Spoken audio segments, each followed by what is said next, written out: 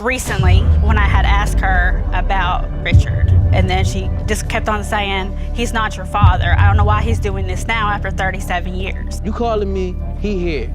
Call me Your back. Honor, the landlord was there And at the house. So you're saying when you would call, the landlord would be there and she'd tell you to call back? The drama is immediate. Ms. Valdez-Lark's engagement to Mr. Slater is on hold, all because his ex, Ms. Pitts, claims he fathered her 1-year-old daughter, Harmony. Ms. Pitts isn't just here for a DNA test. She also wants his fiancé to know he's still trying to be with her. Mr. Slater shuts it down, insisting, "I have not had sex with her in years. It's a classic," he said, she said, with an engagement hanging in the balance. Ms. Valdez-Lark, you claim your engagement to your fiancé, Mr. Slater, is on hold until you determine today if he cheated on you and fathered his ex's 1-year-old daughter, Harmony.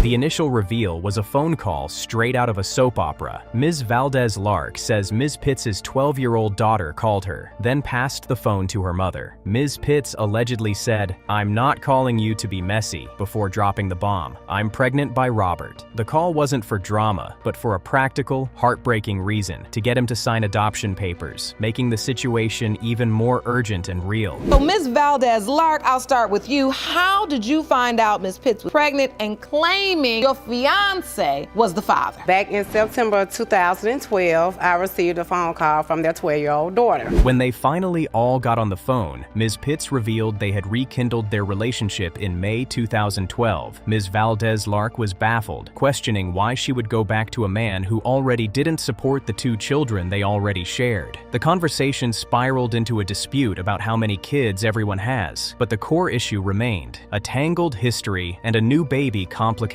everything. That's her last hope to get in contact with Mr. Slater. So, like I told her, I will call you back. Let me get in touch with him. So I called him to get him home so we can continue the conversation, because I wasn't going to continue the conversation without him being in there. Ms. Pitts explains her difficult decision. With her husband in prison, she planned for adoption and even had the adoptive parents at the hospital. Her hand was on the dotted line when her aunt intervened. She called her husband, who was released early, and he told her not to give the baby up, promising to be there for her. He has been there ever since, raising the child as his own. The way to contact Ms. him. Valdez-Lark, but you say you weren't going to have the conversation till you got him home and you were on speaker. Right. So did you get him home? Immediately. Did you guys get on the speaker? Yes, we did. And you called back? Yes. Judge Lark turns to Mr. Slater, the main ingredient in this mess. His testimony is blunt. "No, Your Honor, he is not the father. His reason is absolute: because I haven't had sex with her." This simple, direct denial forces the case to become a binary question of fact versus fiction. Either he is telling the truth, or the entire story is built on a monumental lie. Do you believe you're the father? No. You don't? No, Your Honor. Why? Because I haven't had sex with her.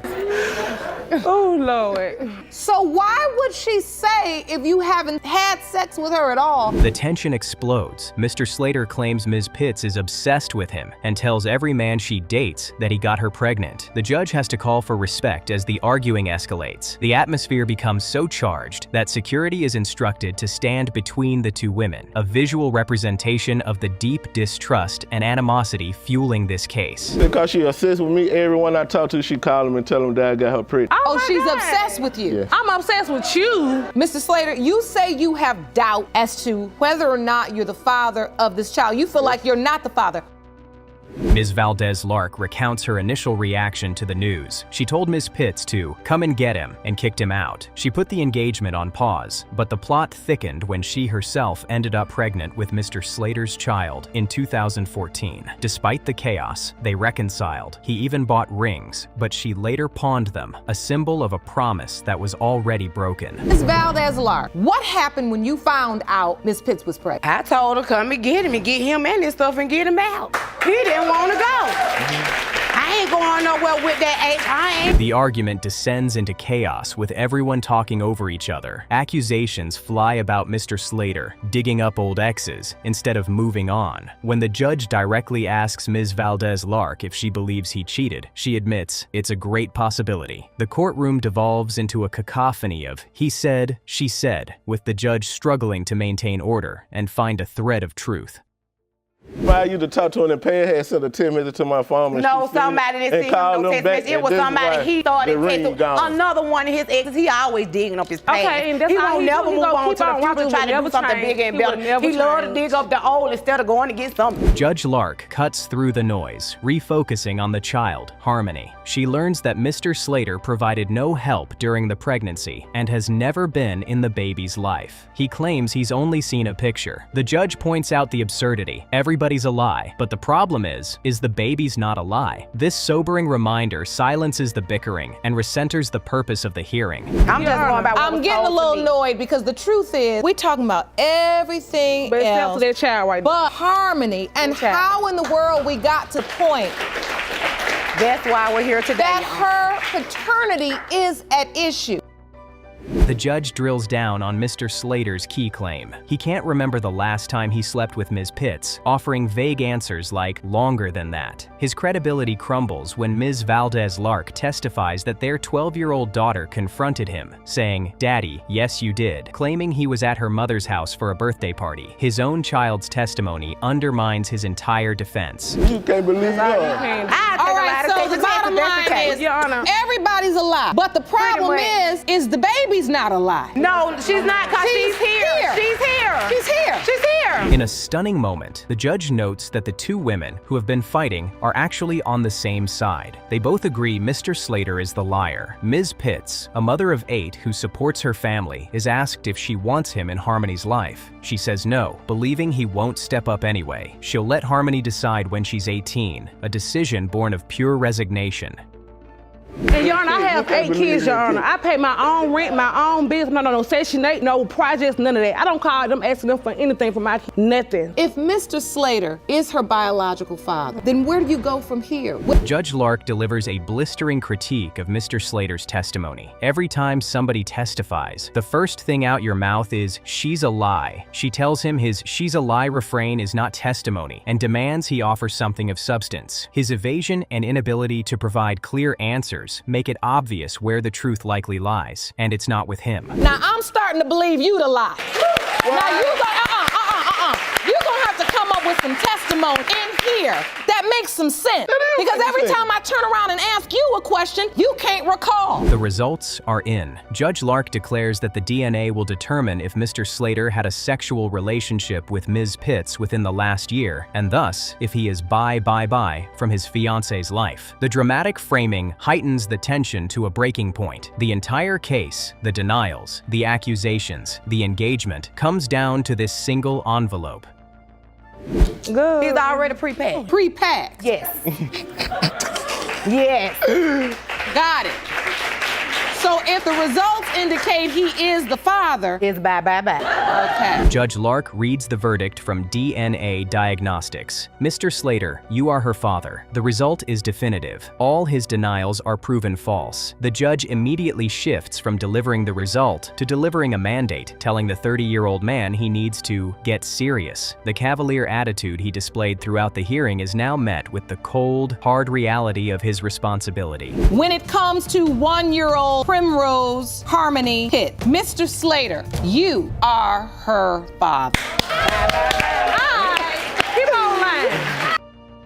Mr. Miles is in court to prove he is the father of 37-year-old Christine Turner. He admits he denied paternity when she was a baby, but is now here to, in his words, right his wrongs. The emotional stage is set for a dramatic confrontation. Christine, however, is here for the opposite reason. She wants to prove he is not her biological father after a lifetime of his absence and her mother's claims. Mr. Miles, you are in court today to prove to your 37-year-old daughter, Christine, that you are her father. Yes, ma'am. You admit you initially denied paternity when she was a baby, but are here to right your wrongs. Yes, ma'am. But she now wants to prove you are not her biological father.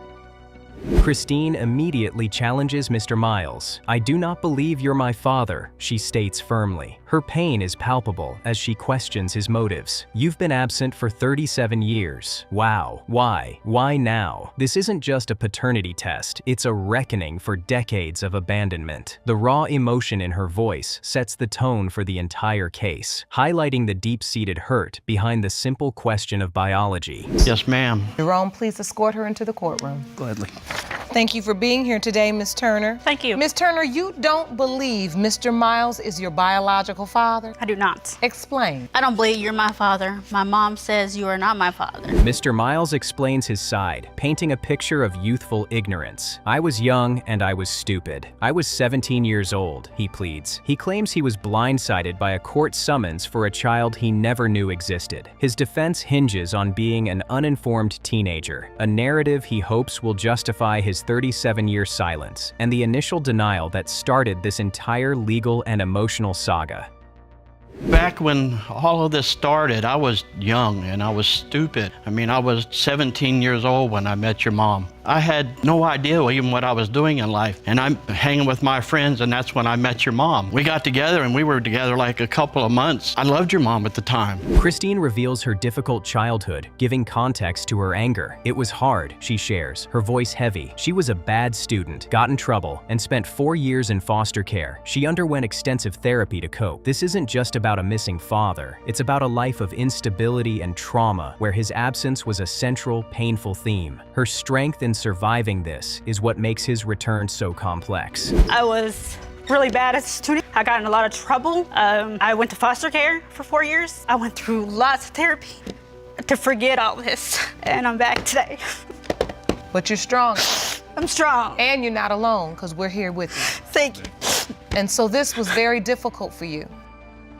The financial reality hits. Mr. Miles discovered the paternity case in 1992 when his tax return was seized for $28,000 in back child support. He claims shock, reiterating he had no clue about the ongoing order. This revelation adds a layer of financial grievance to the emotional one. He's been paying for a child he wasn't sure was his, a ghost debt haunting his adult life and fueling his need for answers. So like $28,000 in back child support. And that just shocked me. Like I said, I just didn't have a clue that was even there. And you didn't try to find out then? I did.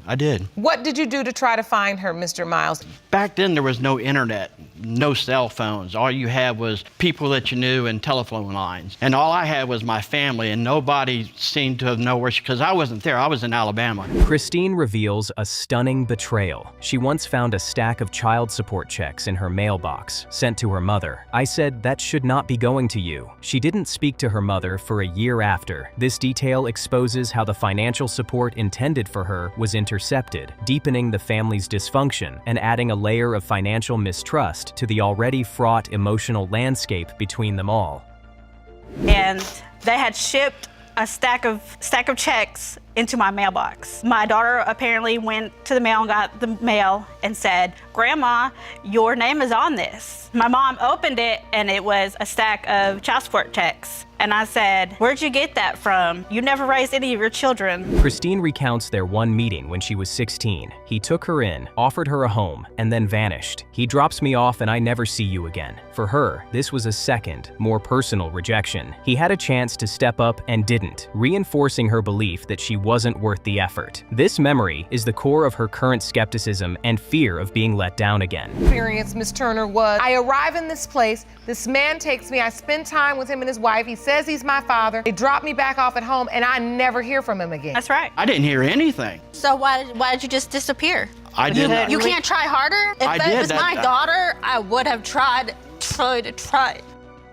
The judge identifies the mutual feeling of rejection. So you feel like he rejected you, and Mr. Miles, you feel like Ms. Turner rejected you. This reframes the conflict, showing both parties as victims of circumstance and poor communication. Mr. Miles and his wife claim they tried to call, but her grandparents never answered. It's a tragic standoff where both sides felt abandoned by the other. She went through this, that's why it was so important, because she went and didn't have a father either. I had a father, I just didn't know my biological father until I was 18. Well, I didn't have any of that.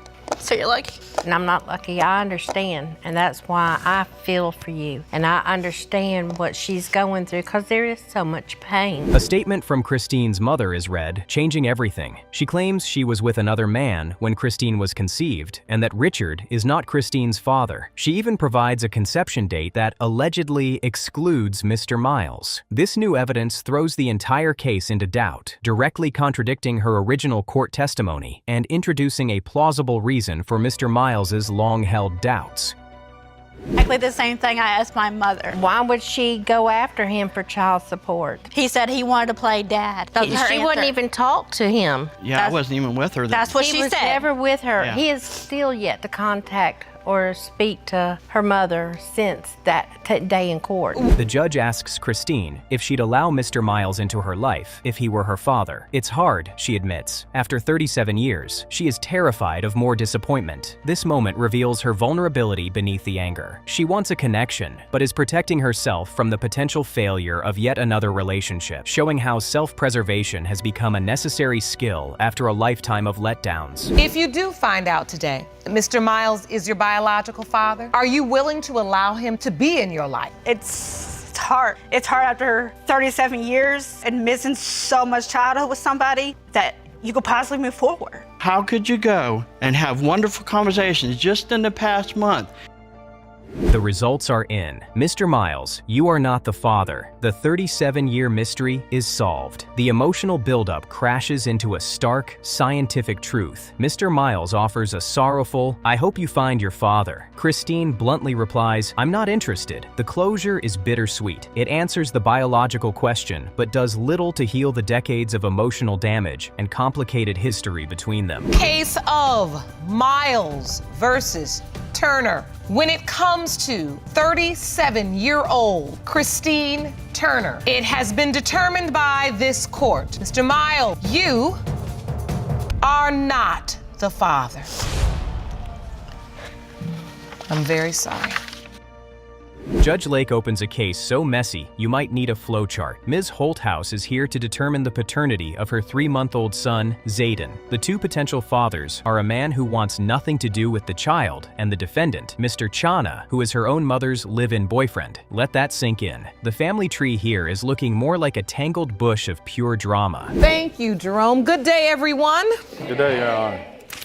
Ms. Holthouse, you are here to prove paternity of your 3-month-old son, Zayden. Yes, Your Honor. Shockingly, you confess it's either a man you shared a sexual relationship with who wants nothing to do with your child, or the defendant who happens to be your mother's boyfriend. So how does a man end up in a relationship with his girlfriend's daughter? Mr. Chana claims it started with a misspelled text message. He then describes Ms. Holthouse wearing a little skirt with her breast out, and he says things just escalated from there. Your Honor, the only thing escalating here is the sheer level of inappropriate behavior happening in this family's living room.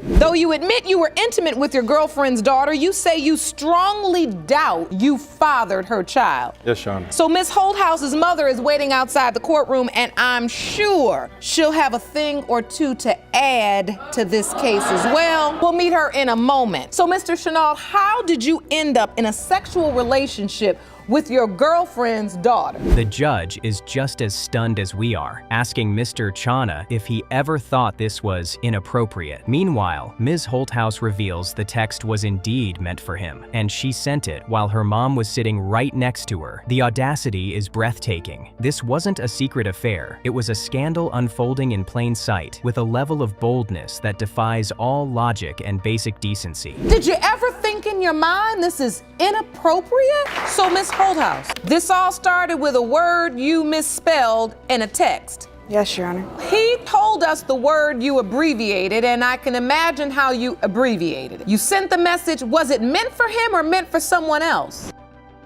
Ms. Holthouse details the first encounter. After a phone call where Mr. Chana was talking about having sex, she snuck out of her grandmother's house and they went to a park. When asked what happened at the park, she confirms, "We had sexual relations." This wasn't a fleeting mistake. It was a calculated meetup, kicking off a 6-month sexual relationship conducted behind her mother's back. I had not really thought about it until I got a phone call from him. And he was talking about having sex and going somewhere. I snuck out of my grandma's house that night and we went to a park. And what happened at the park? We had sexual relations. The plot thickens like day-old gravy. Judge Lake asks if Mr. Chana was also still sleeping with the mother during this time. His answer? A simple yes. The judge's response says it all. Now you know, that's just nasty. He was intimately involved with both mother and daughter concurrently, creating a love triangle so dysfunctional it would make any soap opera writer blush with pride.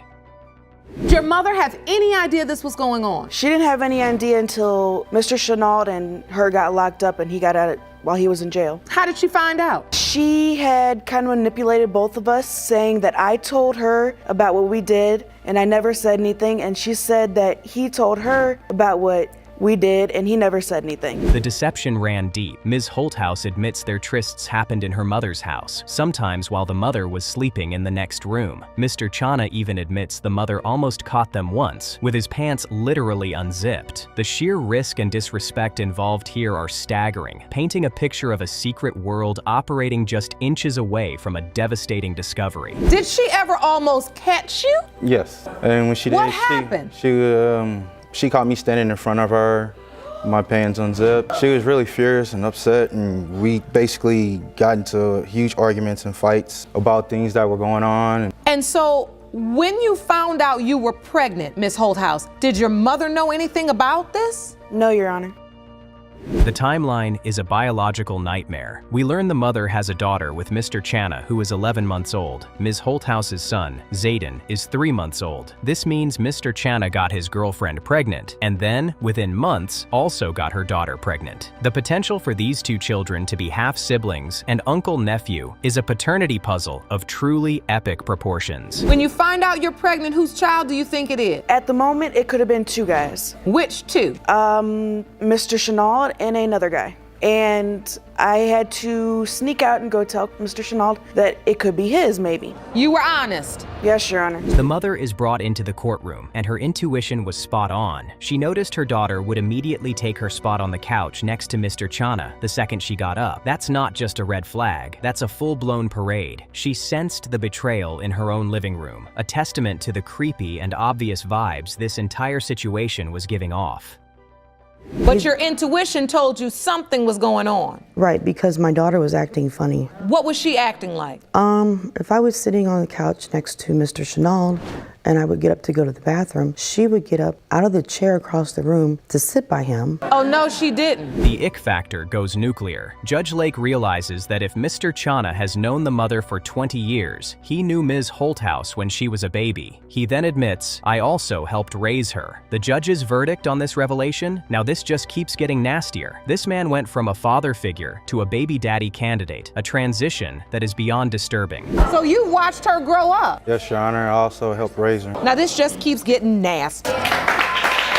Father, Me and Miss Bogartis just have to figure something out. are we willing to consent to the lie detector test on the question of whether or not you all are still sleeping together?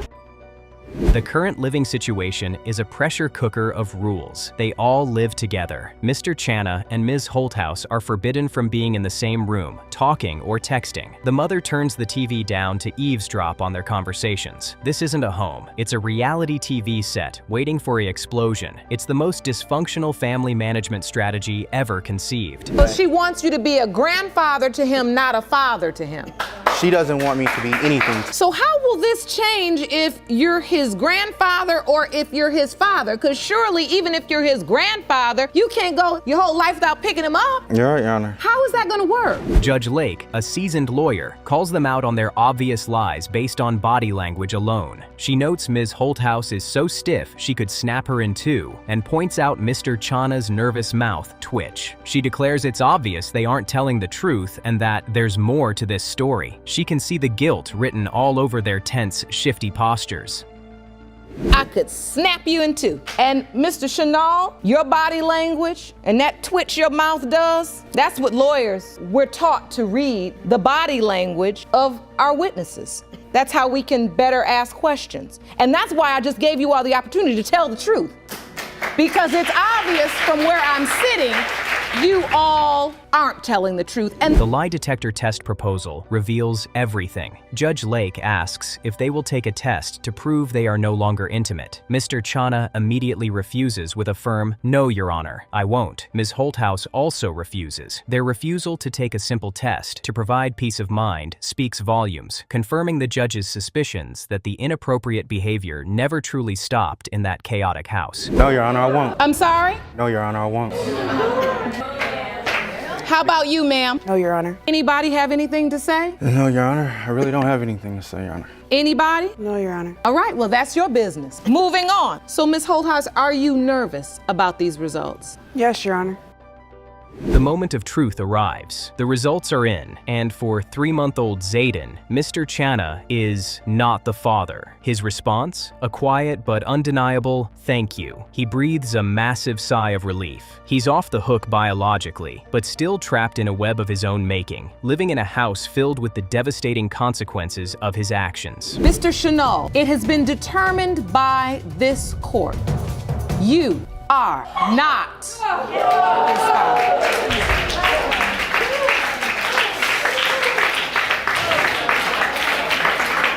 The case of Barlow versus Winslow kicks off with a classic paternity dispute, but with a twist. Mr. Barlow, a father of 8, claims his 9th child, Jabal, looks nothing like him. He boldly states he is not the father and points the finger at a specific man, their landlord. Ms. Winslow, however, stands by her man, but also hints there might be a good reason for the lack of resemblance. The drama is already brewing. Mr. Barlow, you say your 8 kids look exactly like you, but the defendant's son, Jabril, looks nothing like you. And that's because you're not his father, and you know who is. Am I correct? Yes, Your Honor. Ms. Winslow, you stand in court stating that Mr. Barlow is your son's biological father, but also say if he's not, there's a good reason for it. That's correct, Your Honor. So, Mr. Barlow lays out his primary evidence. He was away during the conception period. He cites a long history of infidelity on Ms. Winslow's part as his reason for suspicion. His theory? She was sleeping with the landlord. He claims that when he would call her, she would often hang up, sometimes mentioning the landlord was present. This, for him, is the smoking gun, proving his girlfriend's betrayal and the source of his deep-seated doubts. Well, he was around enough for us to conceive.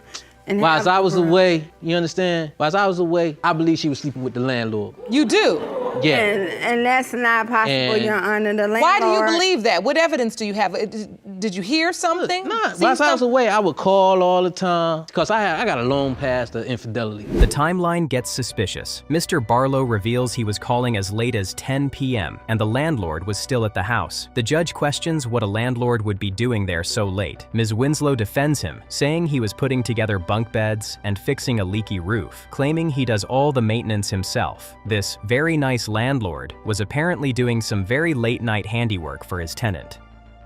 You call at 10 and he's there. Yeah, the landlord's at the house at 10 p.m. Yeah, and you putting know why, together Your beds Honor? and stuff. You know why, putting Your together Honor? beds. You know why, Your Putting Honor? together the beds? Yeah. You know why, I'm Your like, Honor? how he because he doesn't have contractors. He does things So what his in a so-called girlfriend three-story thinking about building this? himself. He doesn't have a hired contractor. He's doing everything himself. The financial relationship raises eyebrows. Mr. Barlow questions why the landlord let Ms. Winslow move in without the full deposit and only pay $300 of a $2,500 rent. He then claims the landlord was buying her furniture. Mr. Barlow sees this as clear evidence of an inappropriate relationship, arguing a businessman wouldn't act so generously without ulterior motives. This financial leniency becomes a central pillar of his conspiracy theory. This man running a business. Now, you gotta pay me $2,500 for rent, right? For what reason do I say, okay, you ain't got it, just give me $300? This is what happened. When I moved into this apartment building, I had got duped by a crooked person. The landlord that I was supposed to move into a house in, I paid him $2,000.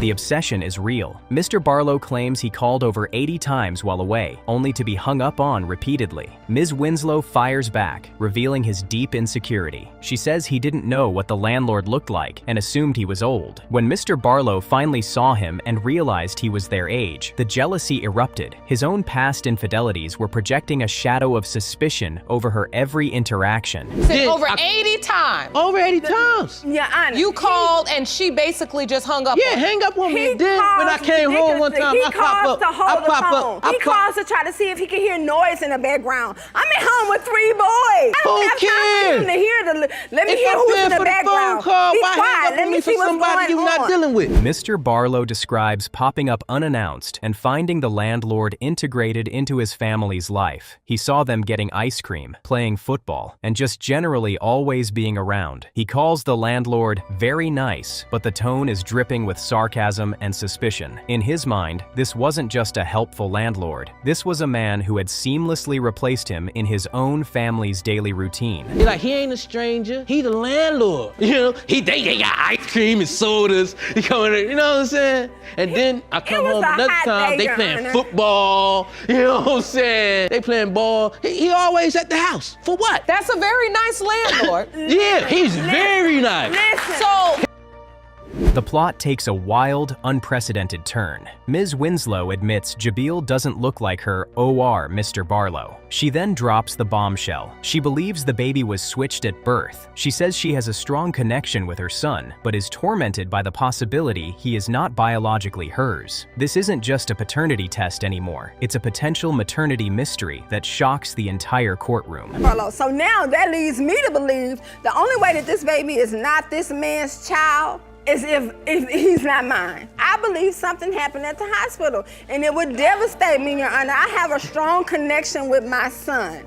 Now, if this boy isn't my son, that means not only do I have to find out who he actually belongs to, but then I have to find out where my biological child is. Ms. Winslow presents her evidence for the switch. She says strangers constantly ask if Jabil is Hispanic or mixed race. She even brought printed research claiming 28,000 babies are switched at birth every year. The constant questioning has made her feel like a kidnapper in public. The emotional toll is visible. This theory isn't a casual excuse for her, but a genuine, deeply held fear consuming her life.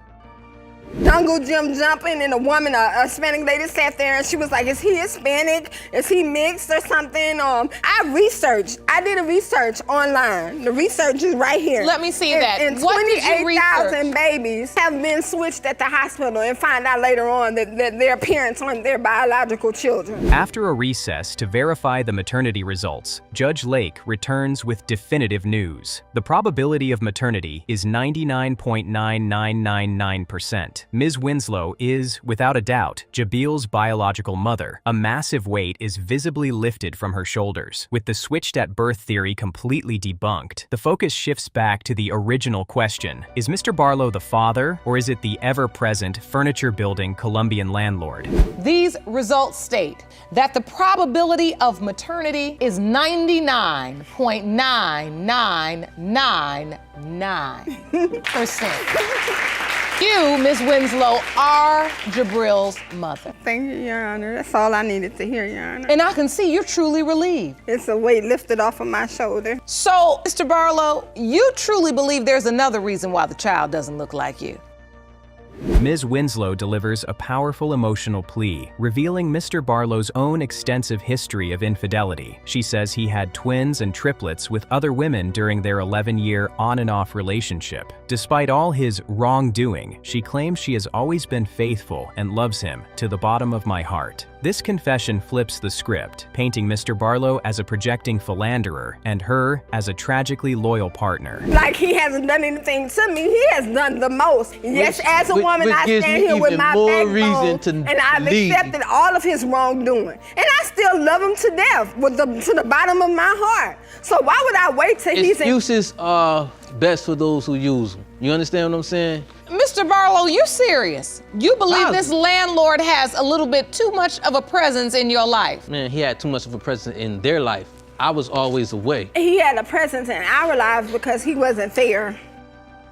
The evidence gets even wilder. Mr. Barlow claims the child knows Spanish, saying, "He say padre." He suggests this is hereditary proof the Colombian landlord is the real father. Judge Lake has to school him, explaining that speaking Spanish is not a genetic trait. This desperate reach shows just how deep his paranoia runs, grasping at any straw to confirm his belief and avoid accepting the child as his own. You know what I mean? Like, You saying the child speaks Spanish too? Your Honor. Your Honor, he doesn't speak Spanish. My son talk baby talk, like normal babies. Normal. And what's the I talked evidence to him. you were I said, going to "Apaga la present? luz." The birth Apaga la certificate. luz. He'll go straight to the light switch and try to cut it off. Oh, that's great. It's nothing wrong with a child being bilingual, but you saying it makes you feel like it's hereditary. The moment of truth arrives. After all the theories about landlords, switched babies, and Spanish vocabulary, the results are in. For 20-month-old Jabil Barlow, it has been determined by this court, Mr. Barlow, you are the father. He breathes a sigh of thank you, a mix of relief and vindication. The man with 8 other kids officially has a 9th, closing a chapter of intense doubt and family drama. in the case of Barlow versus Winslow, as it pertains to 20-month-old Jabril Barlow, it has been determined by this court, Mr. Barlow, you are the father. Thank you. Thank you. Thank you. Thank you, Your Honor. So, the bottom line is you. Judge Lake delivers the final verdict on their behavior. She tells them the constant doubt and chaos they created was so severe that Ms. Winslow was convinced she wasn't even the mother. She urges them to move past the confusion for the sake of their beautiful baby boy and provide him with a healthy, happy upbringing. It's a stern but hopeful conclusion to a case fueled by insecurity and wild accusations. You didn't even know if you were the child's mother. I mean, this is how crazy it got, that there was so much doubt in your house, you had people convincing you weren't the mother. That's true, Your Honor, I did. You all have a beautiful baby boy. I want you to grow together, take care of him. The case of Crawford versus Liggins begins with a 35-year-old mystery. Mr. Crawford is here with his sister, Ms. Crawford, to prove that Patricia Liggins is his biological daughter. He admits that as a young man, he wasn't ready for fatherhood and denied paternity. Now, he says he's lived with years of regret and is here to right his wrongs. But Ms. Liggins is on the other side, full of doubt about this sudden paternal claim. Mr. Crawford, you say as a young man, you were not ready for the responsibility of being a father and denied paternity of Patricia Liggins. After 35 years of living with denial and regrets, you are here with your sister. The emotional stakes skyrocket as Miss Liggins enters the courtroom. Mr. Crawford hasn't seen her in 35 years. She is immediately skeptical, stating firmly, "I would have to say he's not my father because I've never heard of him in my life." She reveals her mother never mentioned him, and she grew up believing another man was her dad. This surprise revelation is, in her words, hurtful and just too much to process. Regrets and unanswered questions. Tell me about that. I'm here to right my wrongs and try to prove that she's my daughter. She does not believe you're her biological father, and yet you're still here to right your wrongs because Yes, you Your believe Honor. you are. Yes, Your Honor. All right. Miss Crawford, this is truly eating away at your brother. Yes, it is, Your Honor. How has it been for your family? It's been kind of up and down because for a long time, we didn't know anything about it. And once he got in touch with her. Ms. Liggins recounts the bizarre moment she first heard about Mr. Crawford. It was just last year at a family barbecue. Her aunt called her and asked, "Do you want to hear from your dad?" She was completely shocked, thinking it was a joke. The word dad was a foreign concept to her. She describes feeling torn and confused, unable to comprehend why this man would appear after 3.5 decades of silence. Well, I would have to say he's not my father because I've never heard of him in my life. It's been 35 years. No one in my family, not even my Auntie Linda, so I'm surprised that she's here saying that he's my father. My mother, not once has she ever mentioned him. I talked to my great aunt. No one close to me has ever heard of him because I grew up knowing that another man. The core of Miss Liggins's pain comes pouring out. She directly asks the question burning in her heart, why now? She's 35 years old and has built a life without a father. She declares, "I've been living my whole life without a father, and I'm okay with that. This late-in-life disruption feels more like an intrusion than a blessing, leaving her feeling lost and emotionally overwhelmed by the sudden possibility. Everything is going to be fine. I'm 35 now. I've been living my whole life without a father, and I'm okay with that. But for you to come to me now? Why now? Why not years ago? Why now? I really don't understand. I'm kind of lost for words. This sounds absolutely incredible. 35 years and you get a call out of the blue. The aunt, Miss Shaw, adds more family drama to the mix. She claims she always knew Mr. Crawford was the father and even told Ms. Liggins about him. But Ms. Liggins fiercely denies this, calling her a liar and stating she was told her entire life that another man was her father. This conflicting testimony creates a classic he said, she said scenario, deepening the mystery and the family tension. Miss Shaw, were you around when her mother dated Mr. Crawford? Yes, ma'am, I was. And so you remember that courtship? Yes, ma'am, I do. And that's why you're so convinced he is your niece's biological father? Yes, ma'am, I am. She's about the only one that's convinced because I'm not convinced. I've never heard of this man in my life until last year. So I don't know where all of this is coming from and why is it now? Why not so many years ago? Mr. Crawford finally explains the origins of this saga. He says his relationship with Ms. Liggins' mother was not serious. It was a single intimate encounter after a 4th of July celebration. He then left town to work on a cruise ship. When he returned and saw the baby, the mother told him it was his. He denied it, citing timeline doubts, and then disappeared from their lives for decades. Why it took so long? Her mom and I, we went together. We was out celebrating on the 4th of July, and we ended up just being together. One time, after that, I haven't seen her mother anymore until she had a baby came around, and I said, who baby is that? She said, yours. I said, no, I don't think so. That's the doubt. The emotional toll on Miss Liggins becomes palpable. She breaks down, stating, "This is every reason why we have to be careful of the choices that we make. People get hurt by this." Her raw emotion fills the courtroom, highlighting the very real human cost of parental uncertainty and abandonment. This isn't just a DNA test for her. It's the triggering of a lifetime of pain and instability. I'm just here for answers. I mean, again, I don't have anything against this gentleman here. He seems like a nice guy. I just don't want to get my hopes up. I'm just torn. I want to ask you, Ms. Shaw, if you knew this even back then and you say, I knew this was his child, what prevented you or why did you decide not to ever tell your niece? Your Honor, I told China. You never told me this. I don't know why would you even sit here and lie. The first time. Ms. Liggins poignantly describes her fatherless childhood. She created a bold personality and calls herself Lion-Hearted Liggins as a survival mechanism. She had to be her own father, figuring life out alone without guidance. She speaks of seeing other people with their dads and feeling heartbroken and confused. She had finally accepted her reality, making this new chapter all the more disruptive to her hard-won peace.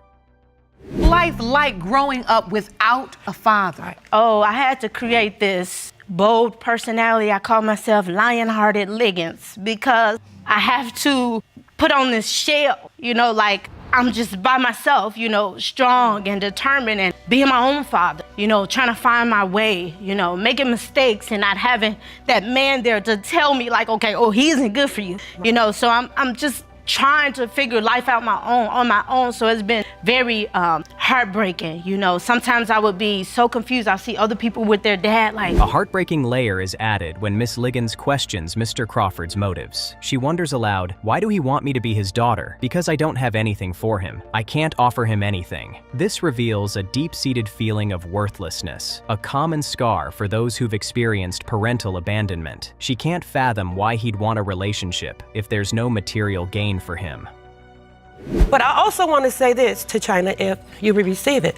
I lived in the house with my brother and I didn't know. So my heart goes out to you because you did most of the suffering with these years. But I also want you to recognize I knew your mom and he's my brother and I didn't know. I want to help her. I hope she is okay? I want her to let her know where she came from. And like she says, she don't know why this is going on because she ain't got no money. We don't either, but we got some love. In a beautiful moment of familial support, Ms. Crawford speaks directly to Ms. Liggins' fears. She acknowledges her suffering and assures her, we don't have money either, but we got some love and all it takes. This heartfelt plea cuts through the doubt, emphasizing that their interest is genuine and based on connection, not capital. It's a powerful offer of unconditional love after a lifetime of its absence. I think about me having intercourse with her on July, and they saying she was born in January. Yeah, didn't add up to me. But we learned that she was premature, so she wouldn't be on the roster of conception. So I say it's a possibility she might be mine. So I'm finna find out. She and I talk, and I say, don't trip off nothing. We'll find our DNA and tell us the truth. Mr. Crawford explains his original denial. He doubted the paternity because the baby was born in January and their encounter was in July. However, his sister clarifies that Miss Liggins was premature, which aligned with the timeline. This new information is what finally convinced him of the possibility he was the father, leading him to seek the truth and ultimately bring this decades-old question to court. It would be nice, but I've already created the shell, like, just accept it for what it is. So I don't want to get my hopes high, you know, and if he's not my dad, I have to go back to living how I already was living without a dad. So I'm just gonna say he's not my dad. But if he is, we're coming through that shell. Come on, She has to be broke. These results were prepared by DNA Diagnostics. The results are in, and they are devastating. After this long, emotional journey, the court determines that Mr. Crawford is not the father. The heir is knocked out of the room. Despite the disappointing outcome, what follows is a moment of incredible grace. Mr. Crawford and his sister immediately embrace a tearful Ms. Liggins, offering comfort and apologies, showing that the familial bond they offered was real, even if the biological one was not. And they read as follows. In the case of Crawford versus Liggins, when it comes to 35-year-old Patricia Liggins, it has been determined by this court, Mr. Crawford, Yes, Your Honor. you are not the father. Man. Sorry. I'm so sorry. This episode starts with 30 years of mystery, heartbreak, and summer love that's finally come to a head. Ms. Bolleyjack has spent her entire life wondering who her father is, and today she's determined to get answers once and for all. Her mother, Ms. Common, insists that longtime flame Mr. Smith is the father, but he says no way, claiming he knows the life she was living. Judge Lake leans forward. Oh, this one's about to get messy. Hello, Your Honor. Hello. This is the case of Common versus Smith. Thank you, Jerome. Good day, everyone. Ms. Bolleyjack, you and your mother recently appeared in court to help resolve a paternity dispute for your sister. This motivated you to get the answers you've desperately been searching for 3 decades. Your mother has always told you the defendant, Mr. Smith, is your biological father, and you hope Ms. Bolleyjack tells the court she's lived 30 years without a father and is filled with anger, hurt, and resentment. She breaks down as she explains how her kids even ask who their grandfather is, and she has no answer. The courtroom is silent. It's the pain of 3 generations hanging in the air. Ms. Common chimes in, swearing she's always told her daughter the truth. I'm absolutely sure he's the father, she says. But we all know how that confidence usually ends. 30 years, I've had a number of emotions: anger, hurt, resentment, not knowing who my father was, growing up with other kids with their fathers, and me not having a father. And even into adult, my children question who their grandfather is, and I can't give a clear answer. And that must hurt. Mr. Smith jumps in, shaking his head. No, ma'am, I don't believe so, he says flatly. She don't favor none of my kids, and her mama was out there living that life. Oh, that sets Ms. Common off. Hold up, baby, I was not out there living that life, she fires back. It was just me and you. Summer love, baby. It was me and you. Even Judge Lake smirks, trying to keep order. I mean, who argues about romance in past tense like this? Robert is her father, is because he'd never been around. I mean, like, I told him when she was 1 year old that he was the father, and I gave him her address and phone number and told him how he can get in contact with her. Ms. Common doubles down on her summer love story, saying she only left Mr. Smith because other women kept confronting her, claiming he was their man. So she went back to an older, more stable ex-boyfriend. Then she admits, right there in court, that her ex might also be the father. The audience gasps, and Judge Lake sits back like, so you're just now mentioning this? Ms. Common nods. Yes, Your Honor. Girl, this case just went from summer love to summer confusion. Stuff like that, so I left him. And I got with my other older boyfriend, and I told him that he was. First of all, and I told him him that he was the father because he was much older and he was much responsible for taking care of her. Mr. Smith's version? She lying, he says without hesitation. He insists they weren't that serious. I only hit it a few times, he blurts. Ms. Common jumps right back. How many times, Rob? He mumbles. About 3 times. Their grown daughter groans. I don't want to hear all that. The courtroom bursts out laughing. Judge Lake snaps back to seriousness. It only takes one time, folks. You could practically hear Jerome muttering, she's not wrong. If I was horn, who was I horn with? Name one man I was with. I only hit it a few times. For real. Only a few times. Nah. Well, how many times did we have sex? About 3 times. I'm sorry. About 3 times. That was it. I just don't want to hear all that. Can we get back to That was it. You know? She disappeared. But it only takes once. You know that. I understand. And if you didn't use protection, that's how you make babies. Ms. Common admits they never used protection, not once. Judge Lake's eyes widen. So we've confirmed you two were in the baby-making zone, she says dryly. When Ms. Common describes finding out she was pregnant, she says she knew in her heart Mr. Smith was the father, but didn't tell him because he was too childish. Mr. Smith nods and smirks. I was doing my thing. The honesty is brutal, but at least it's honesty. I didn't want to tell him because he was too childish and he was just crazy. So I moved back with my family members and my family members helped me raise Lorraine. And so is it your testimony you never told him about your daughter? When she was first born, I never told him until...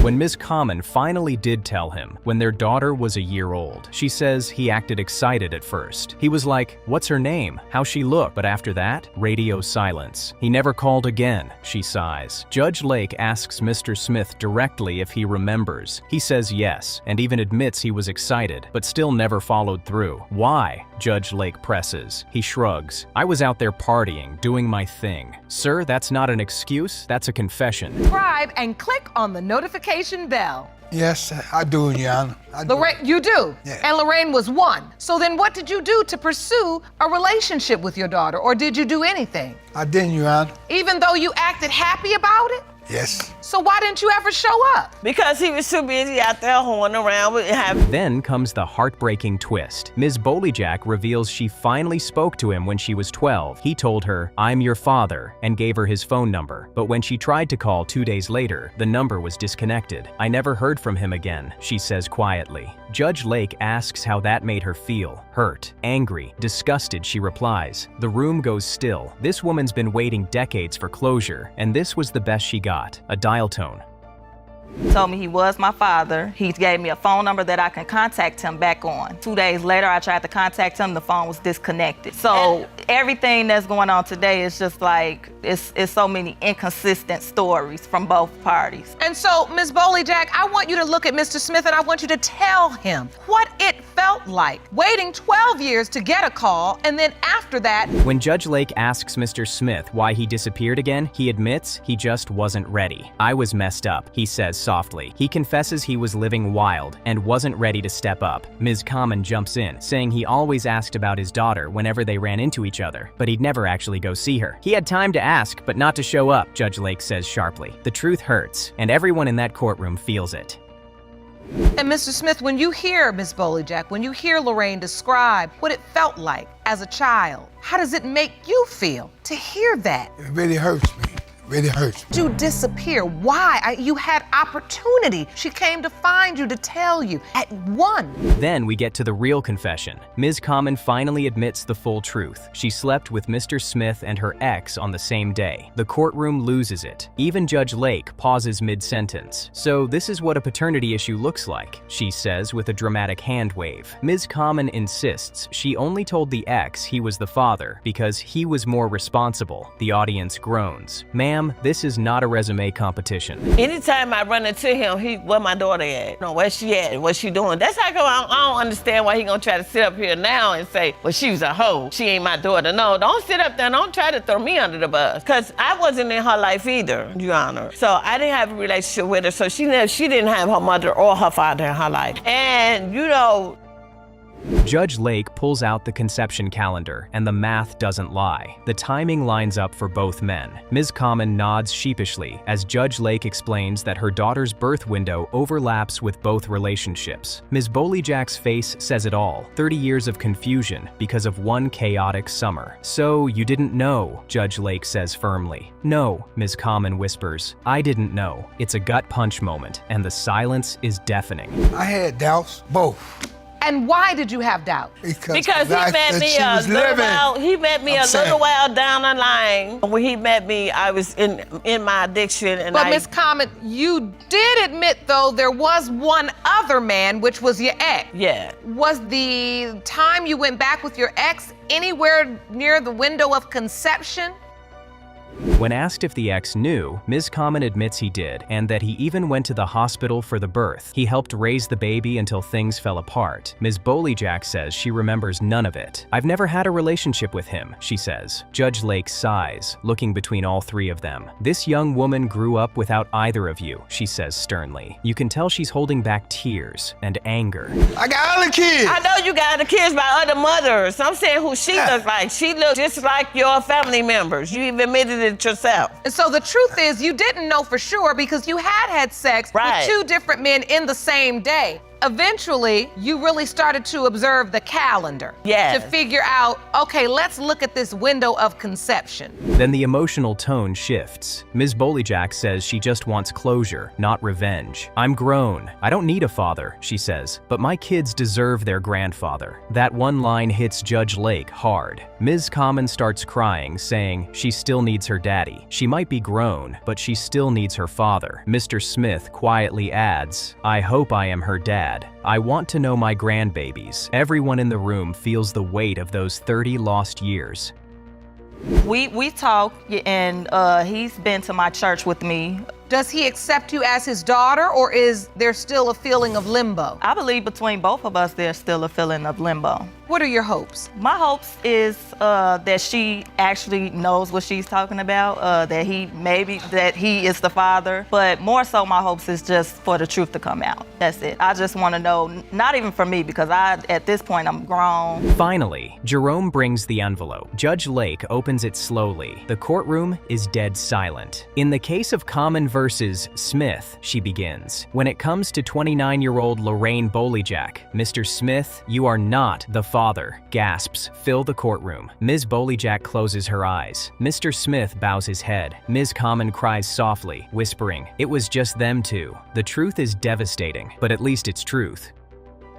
In the case of Common versus Smith, when it comes to 29-year-old Lorraine Bolyjak, it has been determined by this court. Mr. Smith, you are not the father. I'm very sorry. The episode kicks off with young love gone absolutely wrong. Ms. Shands walks into paternity court, emotional and determined to prove that her high school sweetheart, Mr. Hollis, is the father of her 15-month-old son, Aiden. She says he's her first everything, first love, first kiss, and now, hopefully, her child's father. But Mr. Hollis comes in guns blazing, calling her a pathological liar. Oh, this isn't puppy love anymore. This is chaos in court form. Hello, Your Honor. Hello. This is a case of Shands versus Hollis. Thank you, Jerome. Good day, everyone. Miss Shands, you appear in court today because you are devastated that your first love and the person you lost your virginity to is now denying your 15-month-old son, Aiden. You say once you prove to the defendant that he is the father, you hope you two can finally be a family. Is that correct? Yes, Your Honor. Mr. Hollis claims Ms. Shands cheated so many times it don't make no sense. He says once they hit high school, she started seeing his homeboy. She admits it, but says it was revenge because he messed with one of her friends first. Judge Lake's face says it all. She's hearing teenage drama that somehow made its way into a courtroom. And then the mother of Mr. Hollis jumps in, confirming, they were all at my house every weekend. Talk about love and lies under one roof. I'm gonna start with you, Miss Shands. Tell the court, what do you want to accomplish today? Today, I would like to accomplish that Amir is the father of my child. He has been in my baby life ever since my baby has been 3 months. He's my first love, my first kiss, my first everything. And today, I just want to know the truth about, I want to prove to him that he is the father of my child. And so, Mr. Hollis, tell the court why you say she's a pathological liar. Mrs. Hollis recounts how Ms. Shands used to flirt with her son's best friend, calling him bestie in front of everyone. Even Judge Lake has to pause. So you're telling me you had his best friend as your best friend too? The mom nods, saying she saw it all go down. Mr. Hollis shakes his head, insisting the two were sneaking around back then. Judge Lake sighs. This is exactly why I tell young people, go play a sport, not each other. The audience loses it. Cool to go mess with one of his friends because he have slept with one of mine. We both had made a mistake. No. We both made a mistake. That's not how it is. All right. This is really what went on. All of them would be at my house every weekend. His friend, that's the other guy that she messed around with, and they would be there all the time. Then the shocking admission. Ms. Shands confesses she had revenge sex with his best friend and didn't use protection. Judge Lake groans. Oh Lord, y'all are just doing too much. Ms. Shands tries to defend herself, saying they were broken up at the time, but the damage is done. She admits it happened multiple times, plural. The whole courtroom winces. Judge Lake deadpans. This sounds less like a mistake and more like a habit. This just sounds about silly. So you have revenge sex with one of his friends. And did you use protection? No.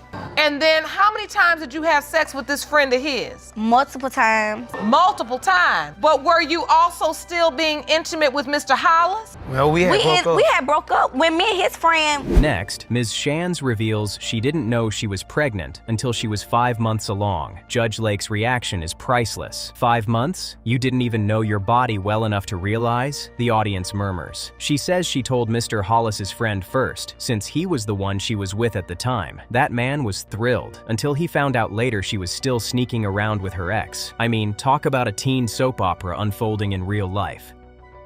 So you find out you're 5 months pregnant. What happens? Who do you tell? Well, first I told his friend because that's the person I was going with at the time. We ended up going out. So the friend you cheated on him with, and the next thing you know, y'all end up going out. Yes, we ended up going what she saying don't matter. When she was going with my friend, she was still sneaking around with me anyway because... Ms. Shands admits that while she was seeing Mr. Hollis's friend, she was still sleeping with Mr. Hollis on the side. She confesses, we were both doing what we wanted. Even Judge Lake throws up her hands like, so y'all just decided fidelity was optional? Ms. Shands nods without shame. The crowd collectively sighs. This is chaos disguised as romance. I never told the friend that it can be a possibility with another guy. I only told his mother that it can be a possibility with another guy. And why'd you make that choice? I don't know. What she was doing. When you give birth, who was with you? The friend was with me when Aiden was born. In the hospital? In the hospital. In labor. When Judge Lake asks who was with her when she gave birth, Ms. Shands says, the friend. The audience gasps, but then she adds that Mr. Hollis's mother showed up too, because even she thought her son could be the father. He favored my son when he was born, Mrs. Hollis says, proud but nervous. Mr. Hollis looks shocked, saying, I didn't even know she was in labor. I found out in 4th period. The immaturity of it all has Judge Lake shaking her head. I ain't even know she was in labor. I ain't even know she was in the hospital. I ain't know. Like when she first got in labor, I ain't know. So, Ms. Shands, if the other guy was at the birth, why are you now saying Mr. Hollis is the baby's father? Because, like, my baby had more futures. Ms. Shands says she realized later that Aiden looked more like Mr. Hollis than his friend. He got his features, she insists. Mrs. Hollis agrees, saying she FaceTimed Ms. Shands after seeing the baby. He looks like Amir. Ms. Shands admits she said, it's a possibility. So not only does the other guy not know he might not be the father, but the entire neighborhood apparently does. Everybody on the streets say the baby looked like Amir, she laughs nervously. So you admitted that it was a possibility?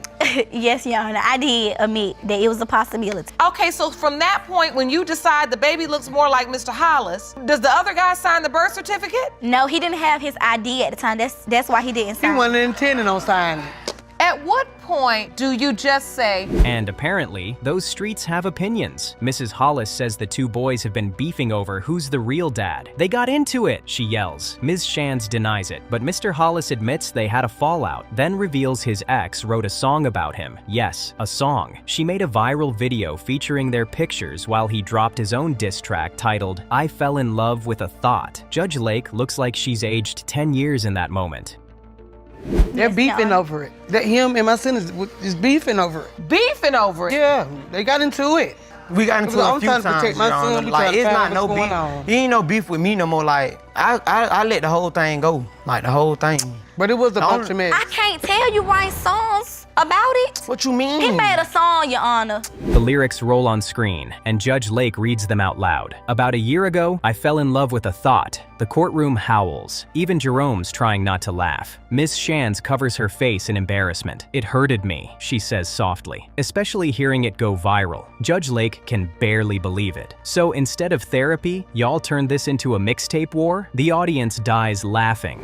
and I can't be cuffing Columbus hoe. About a year ago, I was in love with a thought. It just keeps getting worse. Worse. Oh, Miss Your Honor.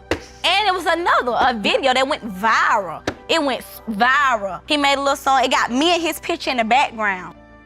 Then, the mood turns serious. Mrs. Hollis tearfully explains her real fear. They were beefing over this, and I don't want my son getting killed over something like that. That's how his daddy died. The courtroom goes silent. Judge Lake softens instantly. I understand that, Mom, she says gently. You can feel the weight of that generational pain. This is no longer just about gossip. It's about safety, growing up, and breaking cycles. The reason why I really want this over with to find out is just if Aiden his or not, because he, like I say, him and the boy was beefing and all of that, and I don't need him getting killed over there like that. That's how his father lost his life, and I would hate for that to happen to him.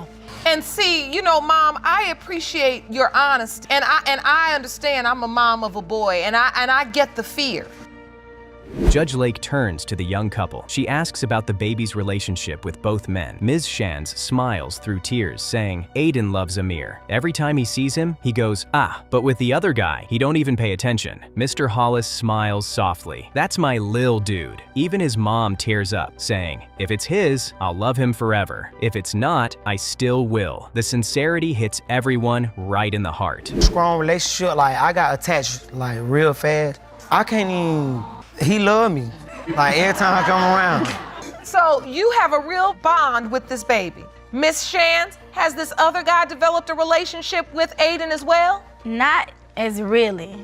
Like, when Aiden see Amir, they have a little thing like, Finally, Jerome brings the envelope. In the case of Shands versus Hollis, when it comes to 15-month-old Aiden Shands, Mr. Hollis, you are not the father. The gasp from the audience is immediate. Ms. Shands bursts into tears. Mr. Hollis just stares ahead, stunned. His mother's eyes well up, heartbreak written all over her face. When it comes to 15-month-old Aiden Shands, it has been determined by this court, Mr. Hollis, you are not the father. Judge Lake gently comforts them, but doesn't sugarcoat it. You're beautiful young people, she says, but you've been operating in pure confusion. She scolds them about social media, peer pressure, and letting likes replace values. Her speech hits like a sermon. Desire better for yourself. Desire education, purpose, and peace. Ms. Shands nods through tears, whispering, yes, Your Honor. It's the kind of wisdom only Lauren Lake can deliver. Tough love wrapped in grace. Aiden's biological father. Their families formed a bond with your son, but unfortunately now we know the truth. Yes. You're a beautiful young woman, but I do not like the way you've been operating. Or you, Mr. Hollis. None of you. And maybe you don't have anybody. And listen, sometimes you don't have that person to just sit you down and say, no, that's not what you do. This episode opens with a broken engagement, a missing truck, and a driveway full of drama. Ms. Gregory steps into paternity court, determined to prove that her fiancé, Mr. Elston, is the father of her 20-month-old son, Carson. She says he called off their engagement just 2 weeks ago because of rumors she was cheating, and she's desperate to save her family. Judge Lake listens, already sensing this case has more lies than love. Hello, Your Honor. Hello. This is the case of Gregory versus Elston. Thank you, Jerome. Good day, everyone. Good day. Ms. Gregory, you say just 2 weeks ago the defendant called off your engagement due to paternity doubts surrounding your son, Carson. Yes, Your Honor. You have petitioned the court for a DNA test to prove Mr. Elston is the father and hope the results will save your family. Is that correct? Yes, Your Honor. Mr. Elston admits he broke off the engagement because people kept calling and texting him, saying Ms. Gregory was cheating. He even had friends drive by her house while he was out of town working. They said they saw her ex's truck in the driveway, he explains. His sister jumps in. Your Honor, I'm the one who saw the truck. The audience gasps. Ms. Gregory rolls her eyes, swearing her ex lives 4 states away. Then whose truck was it? The sister fires back. It's getting spicy already. And so you broke off the engagement, Mr. Elston, because of this entire paternity saga? Yes, Your Honor. It was, people calling me and texting me, telling me that, she's cheating or either somebody's in the driveway. I work out of town, and I'm like, I do stuff like I send people over there to check on her just to make sure she's not doing nothing. Ms. Gregory insists she doesn't know whose truck it was. Judge Lake cuts in. Let's back up. How did this relationship even start? Ms. Gregory confesses she met Mr. Elston through her ex-boyfriend at a basketball game. So you met your fiancé through your ex? Judge Lake asks, shocked. Ms. Gregory nods. He was cheating on me, so I found comfort in Mr. Elston. Within 2 weeks, they were sleeping together. We both had partners, she admits. Judge Lake sighs deeply. So we're already starting with 4 people in this situation. Tell the court how this relationship started. Me and Mr. Elston met through my ex at a basketball game. I was dating. Through your ex? I was dating my ex, and he was cheating on me at the time, so I felt comfort in Mr. Elston. He had a girlfriend also. We started sleeping together 2 weeks after we met. By June, Ms. Gregory found out she was pregnant. I went to the health department for birth control. They told me I was already 3 months pregnant, she says. Mr. Elston didn't believe her, thinking she was lying to break up his relationship. He came to the first doctor appointment, but ghosted me after, she recalls. When Judge Lake asks if he came to the hospital, she says, yes, the second day after my C-section. That's when, according to her, he looked at the baby and said, he's too white. The courtroom explodes in laughter and disbelief. You sleeping with her while she had a boyfriend, and you had a girlfriend. So that brought 4 people to this party already. So, Ms. Gregory, take me back to the day you found out you were pregnant. It was in June. I had went to the health department to get on birth control. They said you were already pregnant, but I did not know how far along I was. Mr. Elston defends himself. The baby didn't look like me. No nose, no ears, no eyes that match. Ms. Gregory fires back. You brought a girl pacifier with Care Bears on it. Judge Lake can't help herself. Okay, y'all are about 1 step from Care Bears yourselves, she quips, and the audience roars. The humor doesn't last long though, because this relationship is about to unravel even more. He came to the hospital the second day. I had to have an emergency C-section, so I was in the hospital for 5 days. He came the second and begged for me to give Carson his last name when we was not talking the whole pregnancy. I told him you can sign the birth certificate, but you cannot give my son your last name right now. No, Your Honor, I went to the hospital.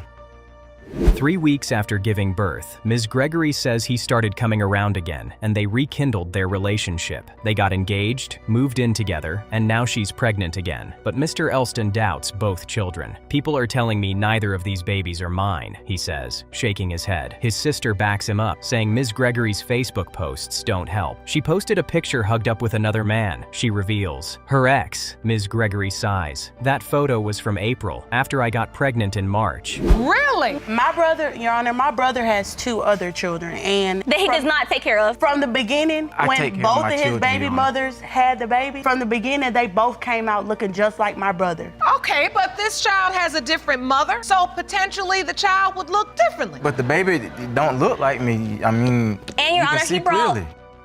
Mr. Elston then pulls out receipts, literal texts from Ms. Gregory's friend. Her friend texted me and said she's laid up with another dude in the living room. The audience gasps. Judge Lake confirms the text exchange aloud. Are they hugged up? Yes. Ms. Gregory admits it was true, but insists it was April, not March. I didn't cheat during conception month, she says firmly. Mr. Elston claps back. You posted birthday pictures with your ex in March, and everybody knows what happens on birthdays. The crowd loses it. Ended up getting into a relationship. We got engaged and we was doing good, and then I got pregnant in June, so I'm pregnant now, and he just doubts this baby, and more doubts are coming up from Carson. People are telling him things about this baby is not his. He's asking me for an unborn DNA test and stuff because he doesn't trust me. Well, Your Honor, if she didn't post things on Facebook that made my brother feel otherwise, it wouldn't be any doubt. Things like what? She's actually posted a picture with another dude. Judge Lake glares at him. Everybody does not have sex on their birthday, Mr. Elston. The laughter dies instantly. Ms. Gregory insists she didn't sleep with her ex that month. We were just at dinner with his family, but Judge Lake catches something. Every time you lie, your fingers start twitching, she points out. Ms. Gregory freezes, trying to hold still. You holding them fingers tight now, aren't you? The judge jokes, and the entire courtroom erupts.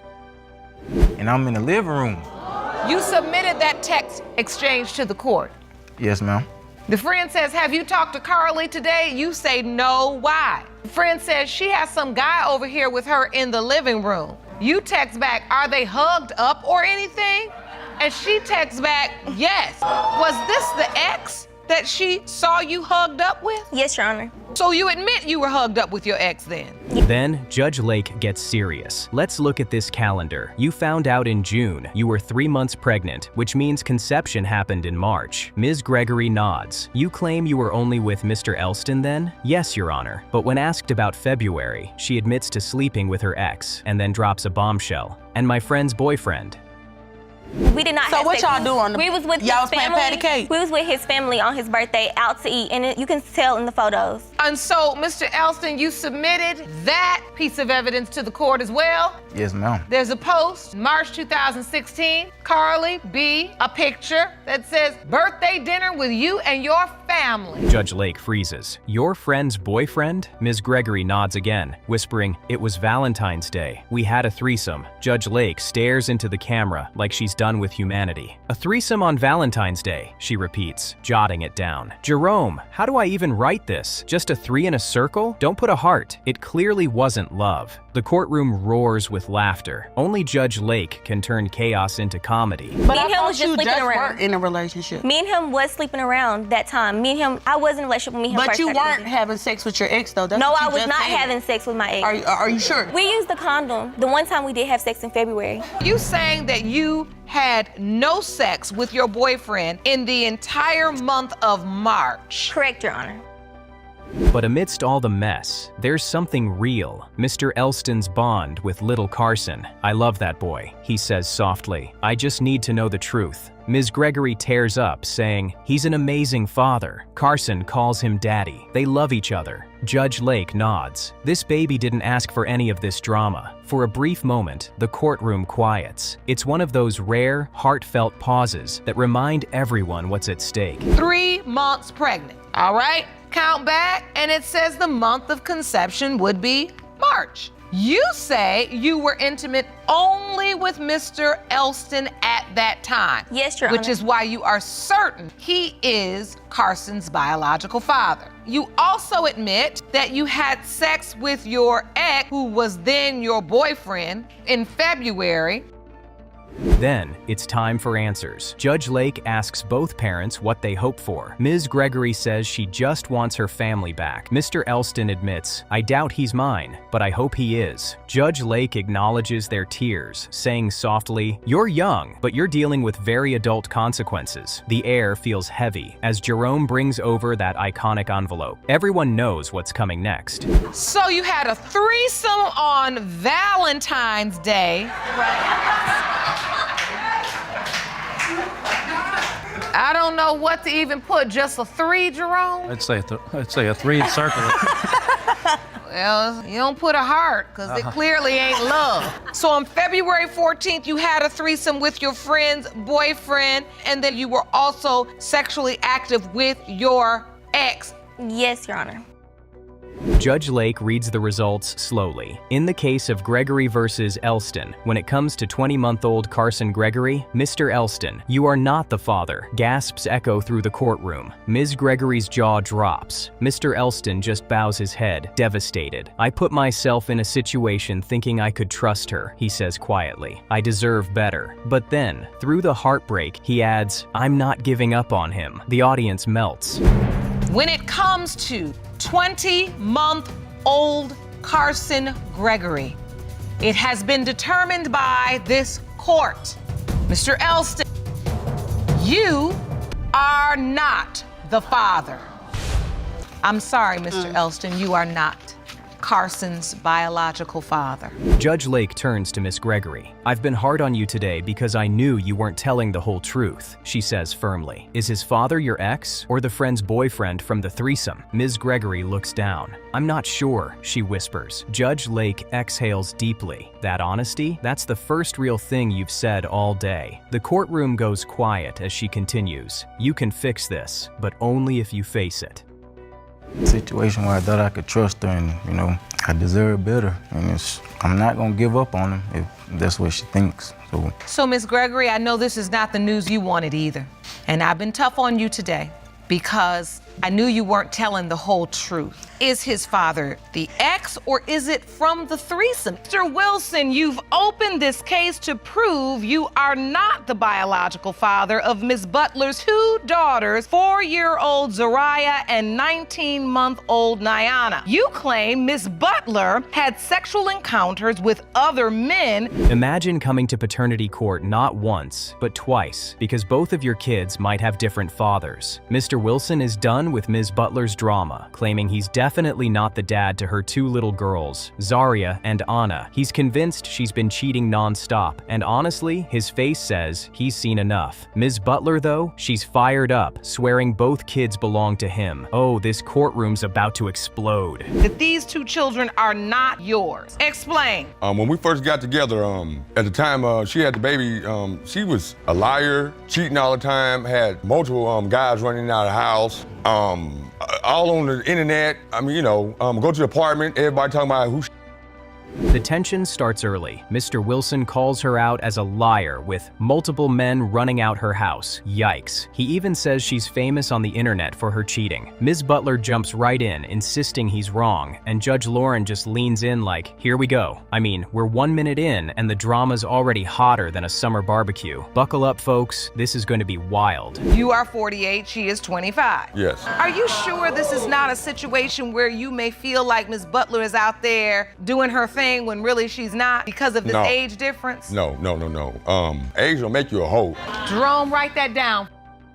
Judge Lake tries to get to the bottom of it, but Mr. Wilson drops the line of the day. Age don't make you a hoe. You could feel the courtroom gasp. Even Judge Lauren told Jerome to write that down. Ms. Butler just shakes her head, trying not to laugh, but you know she's embarrassed. Only on paternity court would we get a quote like that. Pure chaos, and we're still on question 1. Where were you in your relationship? She was living at home with her parents at the time, and one time I go up to her job, see her at work, take her some lunch, and I seen her get out of another guy's car. And I got a cell phone, and I seen that she'd been in a whole nother relationship with this other guy, a light-skinned guy by her skin color. It wasn't a relationship. And now we dive into their relationship. Mr. Wilson swears he caught Ms. Butler getting out of another man's car, then found texts where she called him daddy. The audience lost it. Ms. Butler fires back, saying they tried to have sex, but it didn't actually happen. Tried? You can see Judge Lake's eyebrows hit the ceiling. The man's sitting there, jaw locked, like he's reliving the betrayal in high definition. Drama at its finest. I mean, we try to use the little condom, but we stopped and it didn't happen. Like, he never or anything. Let's say there was actual sexual contact, but he didn't finish the act. Yeah, because I end up stopping. When Judge Lauren asks how he found out about the pregnancy, Mr. Wilson says he gave her another chance, but calls her a habitual liar right after. I mean, sir, which is it? You're forgiving her or roasting her? Ms. Butler tries to explain, but the damage is done. The judge's face says, you two need a therapist, not a DNA test. The tension's thick enough to cut with a spoon. What was going on? I mean, I didn't have my phone at the hospital, so I would have definitely had called him, so. Oh, he wasn't even there? No, ma'am. Because my That's another situation. phone, I didn't have my phone around that time. They got phones at the hospital. They got a way to get in contact. She had called me to 3 hours later.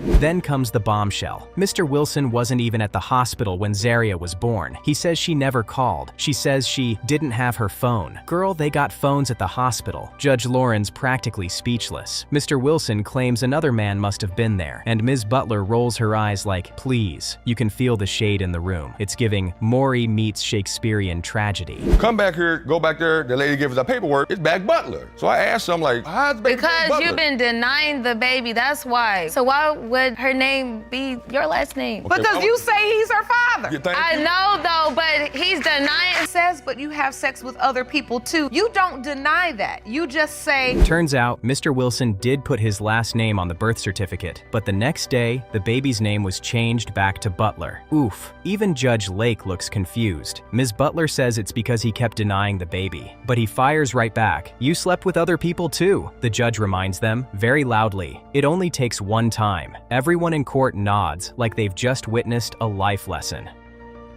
No, but the kids is his though. I'm not thinking that. You wouldn't have the kids is his, so there's no other possible father. No, the kids is his. So if Zaria is not your biological I'm gonna be sad because that's a wonderful little child and she shouldn't be put through that. When the DNA results come in for Zaria, the whole room holds its breath. Judge Lake reads slowly, Mr. Wilson, you are not the father. Boom. Ms. Butler gasps. Mr. Wilson jumps up, shouting, told you! You can almost hear the sound of hearts breaking. Ms. Butler's stunned, whispering, that's crazy. No, girl, it's science. 4 years of drama, down the drain in one envelope. Judge Lauren looks so done with both of them. So if Zaria was his, but Nyana you're pretty confident about? Yes, I am. Nyana's definitely yours. You said it about the other one. We just heard that same testimony, didn't we, Jerome? Just heard But I did thought both of the kids was yours. Like, we always had sex without no condom. So that's why I don't understand. But Nyana's definitely yours though. But the chaos doesn't stop there. Now, Ms. Butler insists the younger daughter, Anna, is definitely Mr. Wilson's. You can hear the courtroom groan. Didn't she say that last time? Judge Lake side-eyes her so hard it's a miracle Ms. Butler didn't melt. Mr. Wilson laughs and says, we just heard that same testimony. The judge can't resist adding, drone, didn't we? Everyone's laughing, except Ms. Butler, who looks like she wants to disappear. She's trying to hide a dude in the bathroom. Multiple occasions. There was not no multiple occasions. Guys. You only seen one thing. I only seen it one time, but everybody tell me. All apartments. I'm always in the house. Well, that's where you do all your nasty stuff in the house. I give her some money one time for the bills. Now we're into Anna's story, and it's just as messy. Mr. Wilson claims he caught men hiding in the bathroom, says she had gangbangers stealing her money, and even admits he still slept with her afterward. Judge Lake's face is priceless. She's done. She hits him with the classic, you're almost 50, running around with this little girl. You can practically hear the audience saying, preach, someone get this man a reality check. No, it was like one guy that I can remember. I mean, like... Multiple guys, ma'am. We did try to have sex, but we did use a condom, and like, he didn't even finish, like he never. That's the story from Zaria, and that one didn't pan out. Yeah, but I did that. Multiple guys. Then, Ms. Butler repeats the same line from earlier. We tried to use a condom, but he didn't finish. The courtroom collectively sighs. Even Judge Lauren throws her hands up like, here we go again. Mr. Wilson grins and says, so I'm the only one that can handle my business. The man really said that on TV. The judge's face? Absolute disbelief. You could cut the awkward tension with a machete. You know, while she in the back room entertaining company. So you said, Nyana's not my child. Yes. And when he told you that, Miss Butler, what did you say? I said, Nyana's his. I said it. And when I seen the baby, I knew the baby wasn't mine. I mean, she kind of do look like you. And so take me to the pregnancy. Take me to the pregnancy. Were you... Mr. Wilson describes catching a man in the house, literally running through the bathroom window. He punched through glass in anger while their son watched. Judge Lauren is horrified. This is no longer just messy, it's sad. Ms. Butler insists Anna's his, but he's convinced otherwise. You can see Judge Lake struggling to keep order. The entire courtroom is quiet now, realizing these kids are the ones suffering most. That may work for them raggedy guys you used to dealing with, but that don't work for me. Has been determined by this court. Mr. Wilson, you are the father. Here it comes, the second DNA result. Mr. Wilson, you are the father. The room erupts. Ms. Butler cries. Mr. Wilson melts, whispering, "My little baby." Judge Lake immediately calls him out. "You've missed 19 months of that child's life." His expression says it all. Regret, guilt, maybe relief. It's a roller coaster of emotion that only paternity court could deliver. Cue the tears and the applause. I can make up for it. Yeah, you better start making up for it now. Both of you all better start making up for some stuff. All this blessings both of you all got, I didn't get to have my son till I was 41. And boy, I thank the Lord, I was so grateful just to get one.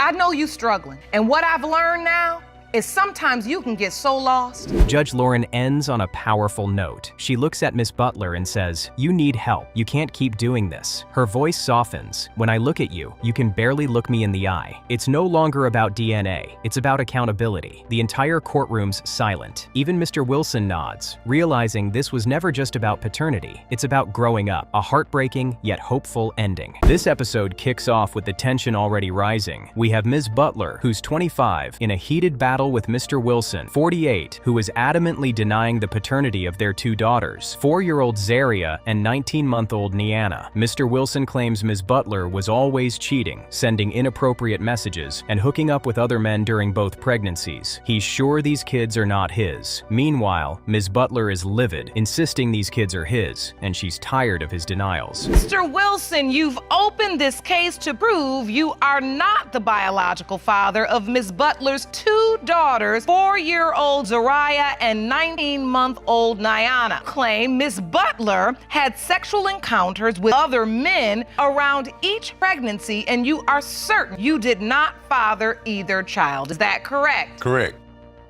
Judge Lake wastes no time getting straight to the heart of the matter. "You're saying these two children aren't yours because of her infidelity?" she asks, looking directly at Mr. Wilson. He nods firmly, saying, "She's a habitual liar. She was messing with other guys." Ms. Butler shoots back, "They're yours. I know they are." The back and forth is fast and furious, with both sides digging in their heels. Judge Lake observes it all, clearly taking note. This is gonna be a wild ride. All on the internet, I mean, go to the apartment, everybody talking about who she messing with. So you say these kids aren't yours? No, they're not mine. They're not mine, not at all. And Ms. Butler, you say he's absolutely incorrect. Yes, these kids is definitely his. So let me ask you this, because it's right here in my court. Ms. Butler, trying to defend herself, says there's no way these kids could be from anyone else. She claims they were always together and definitely not sleeping with anyone else. But Mr. Wilson drops a bombshell. He saw her get out of another man's car while they were together. His face is a mix of anger and disbelief. Ms. Butler immediately defends herself, saying, "It wasn't a relationship, but Mr. Wilson isn't having it. I saw you with him. Don't lie."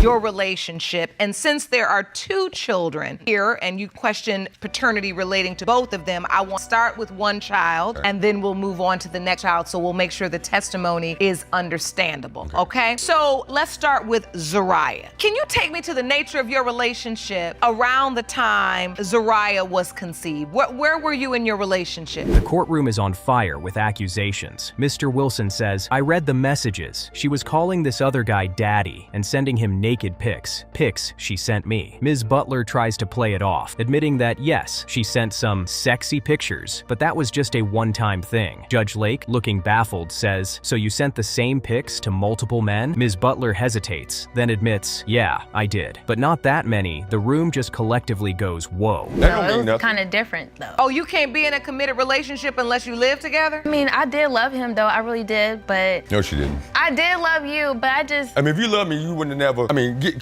called at work with another guy. And I read the text messages, calling him daddy and all that stuff. And The situation gets even wilder when Ms. Butler admits to trying to have sex with another man while she was still with Mr. Wilson. The man didn't finish though because, as she puts it, we just stopped. Mr. Wilson is stunned. You tried? How can you try to have sex? He asks. Everyone in the courtroom is clutching their pearls. Judge Lake shakes her head in disbelief. I cannot believe you just said that. Ms. Butler's story keeps unraveling, and it's not getting any cleaner. So, Mr. Wilson, how did you even find out Ms. Butler was pregnant with Zariah? Because she's admitting to everything you saying. Yeah. So, but we were still in close contact, and I thought, like I said, I gave her another chance, and she told me she wasn't gonna do it no more. And doing the line like she always do. She a habitual liar. And I thought we was being back together. So after we had the baby, I thought we was gonna start all over brand new. Mr. Wilson, clearly hurt, says, "How am I supposed to trust you?" He recalls the day he found out she was pregnant with Zaria. She said she had missed a period, so he told her to get a pregnancy test. She came back with the news that she was pregnant, but Mr. Wilson says, "In the back of my mind, I always knew the baby wasn't mine." Ms. Butler insists, "The baby is yours. We were always together." No doubt the tension in the room is palpable.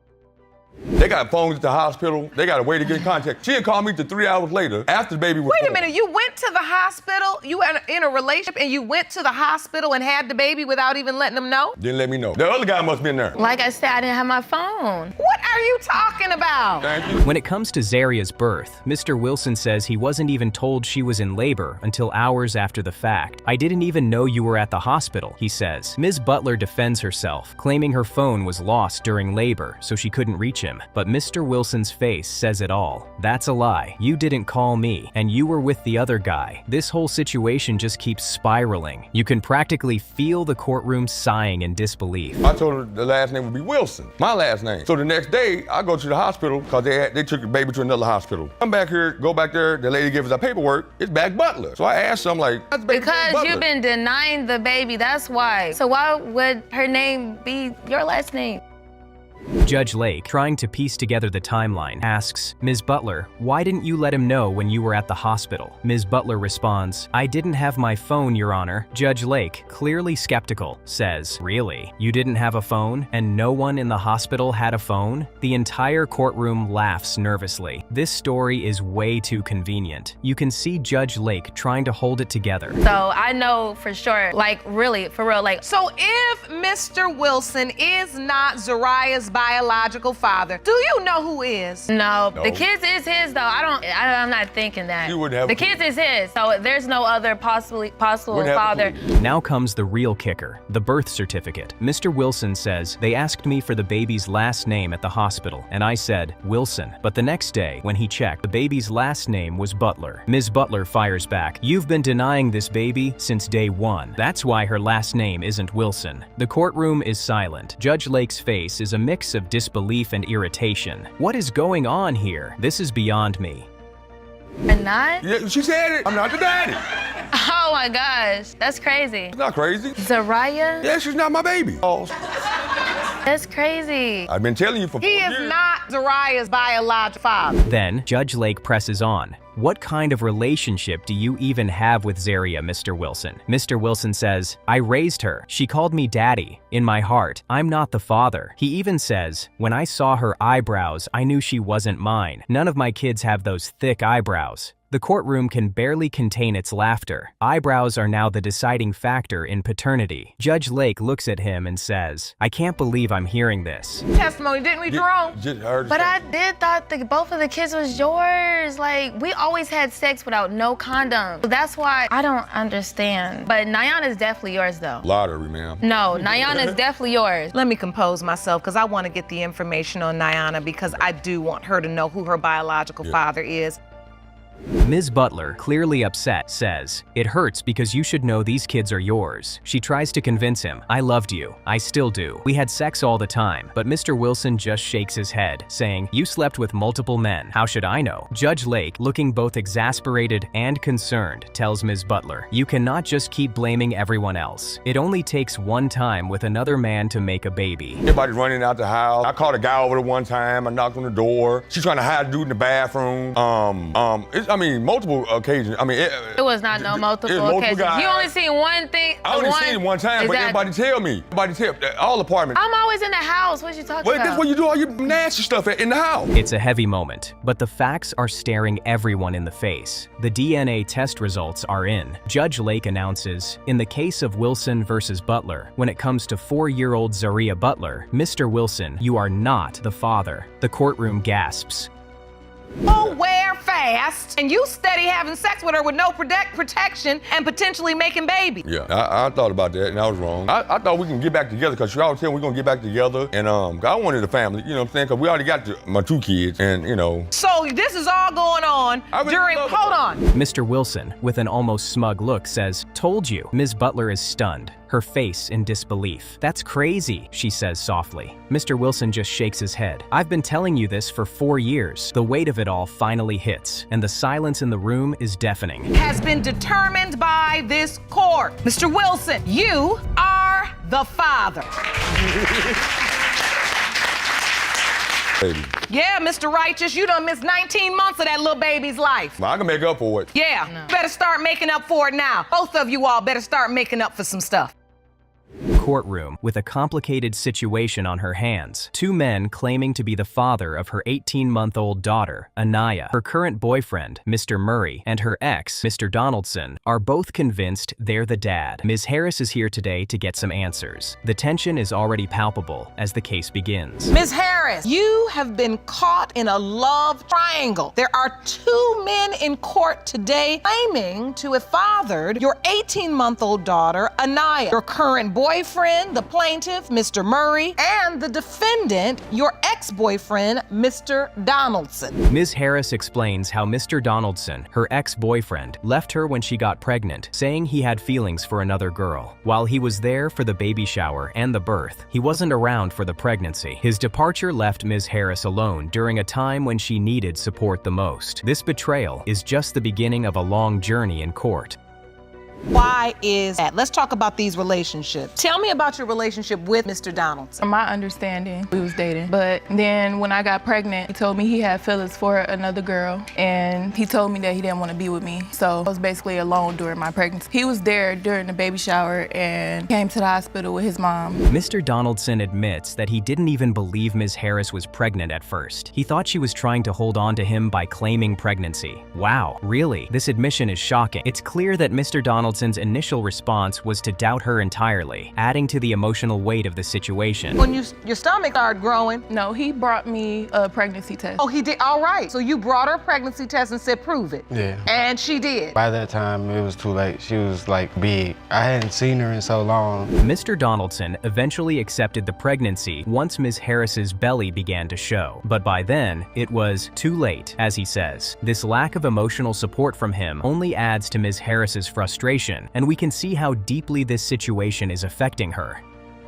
Oh, because you could tell then she is pregnant. Yeah. Okay, and did you accept at that time that you were the father of the baby? I did. You did. You acknowledged it and you accepted. Yes, I did. Were you active in the doctor's appointments? Did you go to those? Mr. Donaldson's mother didn't even know about the pregnancy until 5 months in. And even more awkwardly, Mr. Donaldson didn't tell her himself. His father did. Can you imagine that? This lack of communication and transparency only deepens the family drama. His mom finally accepts the paternity, but it's clear she's been kept in the dark for far too long. I did not find out about it until she was about 5 months, maybe. You never knew your son was possibly the father of this child? When he told me about it, I accepted that he was, because that's what Chastity stated, that he was the dad. At what point, Mr. Donaldson, did you say, Mom, I have something I have to tell you? Mr. Donaldson admits he's seen Anaya only a handful of times, claiming that circumstances made it hard to see her as often as he wanted. This feels like a flimsy excuse,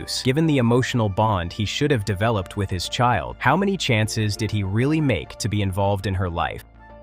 And your family has accepted the baby? Yes, except her. When all of this started, we kind of just backed away from the whole situation because it was getting a little messy. So at what point do you start having doubts? Mr. Murray throws a huge curveball when he admits to having a threesome with Ms. Harris in December without protection. This just took an unexpected turn. Not only is this shocking, but it also adds serious complications to the paternity drama. The room is in stunned silence as this revelation hits hits everyone hard. We had a situation December 14th. What's a situation? Threesome. Oh, I didn't expect you to say that. Okay, so, wait, that's December. You didn't use protection during that? I don't know what y'all out here doing. Ms. Weaver, Mr. Murray's mother, discovers the threesome and the pregnancy around March or April. She confronts her son and then Ms. Harris, who insists that Mr. Murray is not the father due to the dates of conception. This situation just keeps getting messier and messier. We're watching two mothers navigating their son's poor decisions.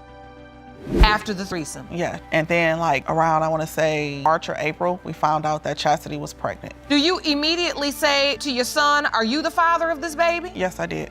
And he told me no because Chastity told him no. And then I went to Chastity and I asked her. You did? Yes. And what did she say? She said that no, it wasn't. So you told Ms. Weaver baby was not Mr. Murray's. You told her that? That was because of the date of conception that the doctor told her. Ms. Weaver starts to doubt the paternity of Anaya as she spends more time with her. But there's a twist. Ms. Weaver says Anaya looks just like Fred, Mr. Murray. This adds a layer of confusion to the situation as everyone tries to determine who Anaya really resembles. Certain, but you just felt like, based upon your experience, Mr. Donaldson, I really believe you're the father. You told Mr. Murray you're not. Okay. So now Anaya's 18 months old. Who's in her life as father? Who does she bond with as father? Mr. Murray. Mr. Murray. The tension continues to rise as Ms. Weaver compares baby photos of Anaya and Mr. Murray. It's undeniable. They look alike. But wait, Mr. Donaldson is quick to agree, even though he's clearly been pushed out of the equation. This moment is a roller coaster of emotions for everyone involved. Anaya to see Mr. Donaldson and his mother as well? He moved out of state, so... Mr. Donaldson moved out of state? Yes, what he told me. Did you, Mr. Donaldson? Yes, I did. Okay. The first round of DNA results come in, and it's a shocker. Mr. Donaldson is not the father. There's a collective sigh of relief, but the bigger question remains. Who is the father, then? The tension in the courtroom is palpable as everyone awaits the next twist. In the case of Murray versus Gerald Donaldson, when it comes to 18-month-old Anaya Harris, it has been determined by this court. Mr. Gerald Donaldson, you are not the father. The next DNA result is read, and Mr. Murray is also not the father. The entire room freezes as Ms. Harris's world crumbles in front of her. The heartbreak is visible on her face, and the gravity of the situation is clear. The final blow has been struck, and no one is prepared for the aftermath. Miss Harris? It's okay, it's okay, it's okay. It's okay. I got it. It's okay. It's okay. We got you. I don't want to be on the camera no more, no. This is a very tough result for Ms. Harris, and as I said earlier, some of the adult activities engage in. The case begins with Judge Lauren Lake addressing the courtroom. Mr. Haggerty, you're here to prove you are the father of your 29-year-old daughter after her mother recently claimed you're not. And right there, the tension is set. Mr. Haggerty confidently replies, "Yes, Your Honor. You can feel the emotion already building. This man has loved this child for 30 years, and now he's being told it could all be a lie." Hey everyone, Mr. Haggerty, you've opened your case in hopes of saving your relationship with your daughter. She has distanced herself from you, and you claim it's because her mother recently lied and claimed you are not her father. Plan to prove today what you've known for the last 30 years. You are her daddy. Is that correct? That's correct, Your Honor. Then, the moment that shatters everyone's composure, Ms. Davis blurts out, "He was just a playmate." You could practically hear the oxygen leave the room. Ms. Wandick, the daughter, looks completely stunned. "That's not fair," she cries, tears rolling down her face. "You let this man believe he was my father for 29 years. This isn't just courtroom drama. It's heartbreak unfolding live." You've raised this beautiful young woman, and you've thought of her as your daughter and nothing else. For the whole 29 years, yes, Your Honor. And Ms. Wandick, you felt the same. Yes, Your Honor. This is the man you always knew to be daddy. Yes, Your Honor. He's not. He's not. He was just a playmate, Your Honor. I mean, but I know who the biological father is. Ms. Wandick continues, voice trembling but strong. "If you loved me, you wouldn't have played games with me or this man." Judge Lake's eyes soften, but you can tell she's fighting to keep order. The mother just sits there, emotionless, as her daughter breaks down. You can feel decades of betrayal coming out in real time. Very upsetting because she just thinking it's all cute, fun and games. You were young, yeah, true enough. I was young too, but I still had to do what I needed to do for my kids. And I would have told my kid from jump about possibly having another father. And you're having to go through this on your own. Now, Ms. Wandick opens up about her childhood. Mr. Haggerty was a wonderful father to me, she says. He'd pick me up from foster care, take me around his family, treat me no different from his other kids. The entire courtroom melts. Mr. Haggerty starts tearing up, whispering, "That's hurtful, very hurtful. You can see this man's heart breaking in real time." Mr. Haggerty was a wonderful father to me. Like, I was in and out of the system, and he'll come pick me up from my foster care home, take me around to his side of the family, which is, they're awesome. Like, he's just been an outstanding dad. He didn't treat me no different from my sister. Oh, honey, just take a breath. Just take a breath. Mr. Haggerty, when you see your daughter, Enter Ms. Davis's sister, Carolyn, and she drops a bombshell. She testifies that when her sister got pregnant, she told everyone Craig Haggerty was the father. No doubt, no hesitation. She never mentioned another man, Carolyn says. Talk about throwing your own sister under the bus. Even Judge Lake has to pause. The truth is twisting from every angle now. My sister called me. She said, me and Craig just got through doing, and she said, I'm pregnant. And she told me and our family that Craig was Marzella's father. Mr. Haggerty. Mr. Haggerty. Said it? She said it. She didn't name any. Ms. Wandick then shares how she first learned there might be another father when a man she didn't know walked up to her, crying, and said, "I'm your dad, 19 years old," face to face with a stranger calling himself her father. Can you imagine that shock? The courtroom is dead silent as she explains how she didn't even believe it at first, until she saw a photo of his mother and noticed a resemblance. When I really found out things was I was at a sibling's house and this other man came up to me and he started crying, and I'm like, whoa, why are you crying? Like, who are you? I don't know you. Why are you crying? Why are you looking at me just crying? And he was like, you don't know who I am? He was like, I'm your father. I'm like, how old were you? I was 19 years old, Your Honor. Mr. Haggerty finds out about this other man right there in court. His face drops. "I found out today," he says, voice cracking. The entire courtroom gasps. For 30 years, he's believed he's her dad, and now he's learning another man might have claimed that title, all in front of cameras and strangers. Talk about gut-wrenching. I found out about this today. Today, right now. This court informed you that there was another man that could be your daughter's biological father. Yes. Who's saying he is her biological father. Yes. So you were never, Miss Wandick, you never told Mr. Haggerty that you had been spending time with this other man and having dinner?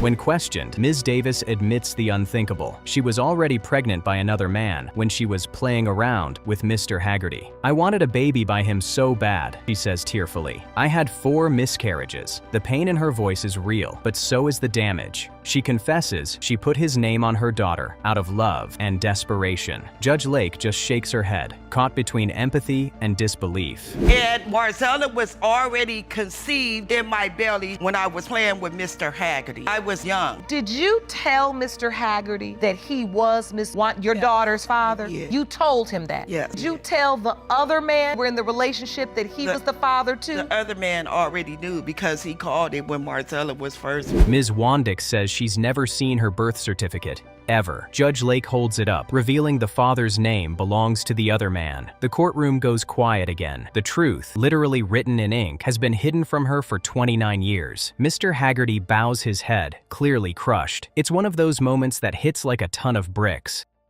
Explain it to you, Your Honor, because I wanted a baby by Mr. Haggerty so bad. So bad, I had 4 miscarriages by him. So you lie? 4 miscarriages. So I put Nicole on him, but I know who the father is. Let me see that evidence. Let me have your folder as well, please, ma'am. Thank you. So what we see in this evidence is that Marzella... Then comes a rare, beautiful moment. Mr. Haggerty's biological daughter, Vanessa, takes the stand. "She looks more like my dad than I do," she says, tears streaming. The sisters lock hands and cry together. Vanessa declares, "Even if she's not my sister by blood, she's my sister." Judge Lake's voice softens as she says, "That's love right there." You can practically feel the entire room tearing up. My name is Vanessa Lachey Haggerty. Miss Haggerty, thanks so much. So you are Mr. Haggerty's daughter. Yeah. So do you believe Ms. Wandick is your sister? Of course I do. It's like my dad. She's more like my dad than I do. That's all I've ever known. Like when we were young, we dressed alike.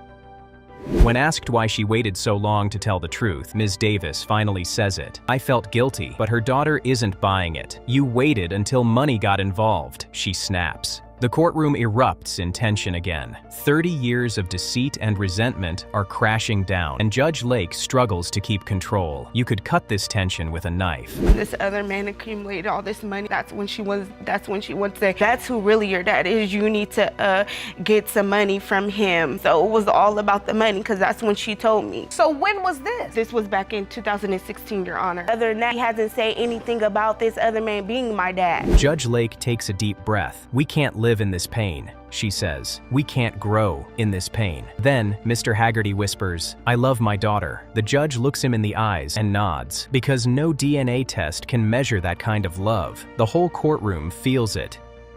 Love my daughter. I know you do. I love her dearly. I know. That's what I'm saying. And if you love the cycle, I can go on and on and but Miss continue to hurt Wanda, me Miss Wanda, over and over I again. want you to look at me, baby. I believe your mother loves you. And here it is, the moment we've all been waiting for. Judge Lake opens the envelope and reads the results. In the case of Haggerty versus Wandick, "Mr. Haggerty, you are not the father." Gasps fill the courtroom. Ms. Wandick bursts into tears, while Mr. Haggerty just nods, holding back his own. 30 years of love, now shattered by science. In the case of Haggerty versus Wandick, when it comes to 29-year-old Marzella Wandick, it has been determined by this court. Mr. Haggerty, you are not the father.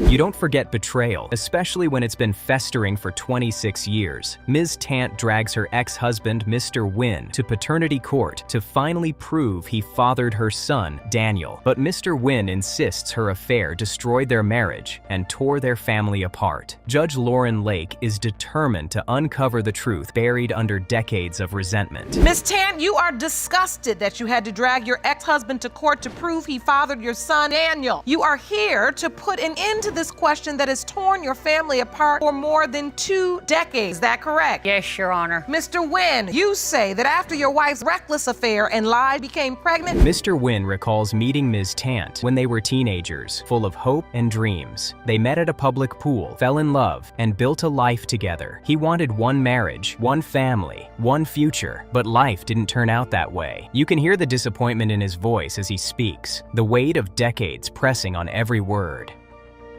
I met this woman and thought, life was going to be great. Marriage one time, kids, same woman. And now I don't feel that was, fulfilled. When did you meet? We met between the ages 17 and 18 at a public pool and continued on to eventually move in together. Things took a dark turn when Mr. Wynn introduced his wife to an old school friend. At first, it seemed innocent, but soon, that friend was showing up constantly, doing her hair, and getting far too comfortable. Mr. Wynn says he warned them both to stop, but instead, the visits continued, always when he wasn't home. The seeds of betrayal had been planted. Proceed on with our life. So, Miss Tant, were you excited about this new relationship when you met him as well? I was excited, and it's like he said, we was young. We had our oldest daughter. So it sounds like you are a young couple. You meet, you get married, start trying to build a life. Then comes the moment that shattered everything. Mr. Wynn returns home to find his baby daughter alone in her playpen, his wife nowhere in sight. He goes searching, knocks on the friend's door, and there they are, her red lace panties lying at the foot of the bed, the same ones he bought for her. 26 years later, his voice still shakes as he relives it.